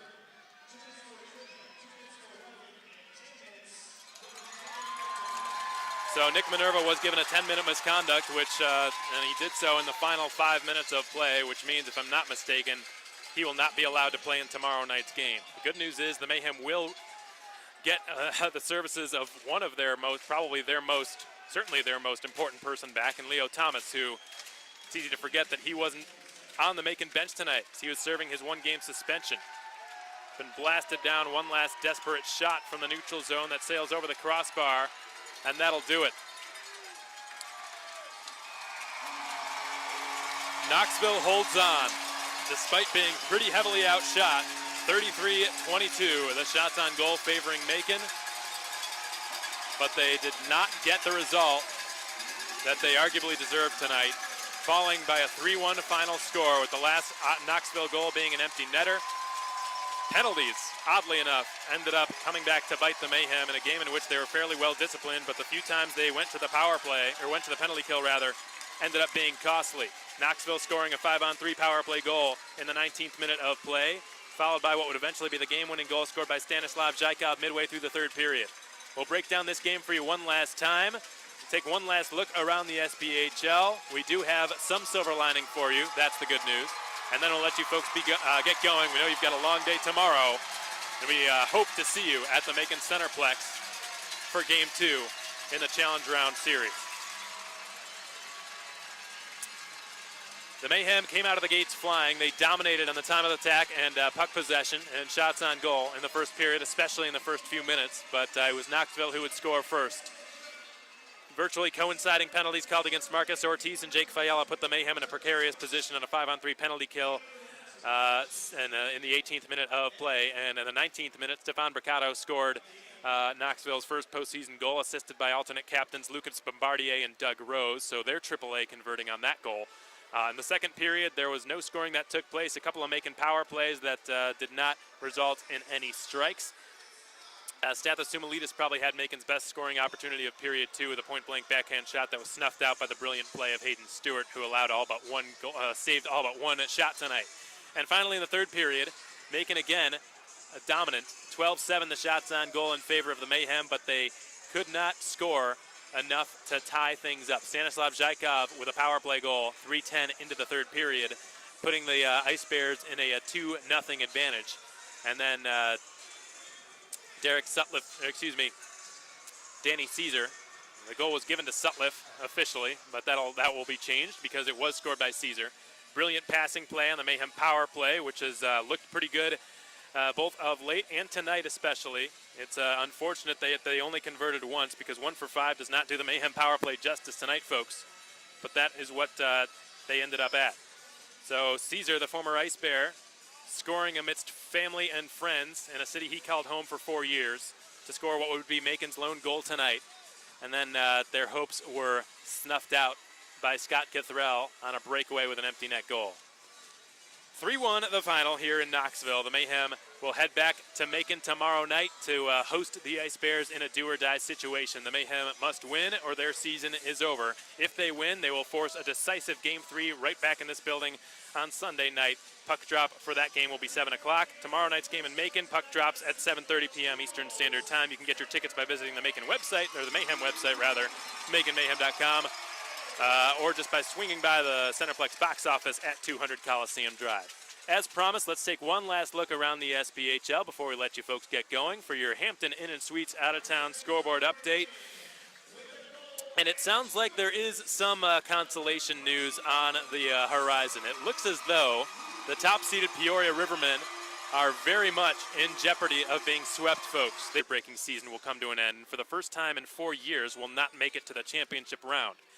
And elsewhere in Fayetteville, the Marksmen held on for an upset over the Birmingham Bulls, putting Jamie Hicks's squad, the second-seeded Bulls, in a one-game hole as well. So Birmingham returns to Central Alabama to host Fayetteville tomorrow night, and if necessary, Sunday night in what would also be a do-or-die situation for them. So not to crack on the Stickheads of the South podcast, but every projection that they have made so far has really been the exact opposite of what they predicted. But nobody has been officially eliminated yet, so we encourage you to keep tabs on the SPHL website, thesphl.com. And this is the playoffs, folks. This is exactly why we like it, because anything can happen. The most unlikely of circumstances.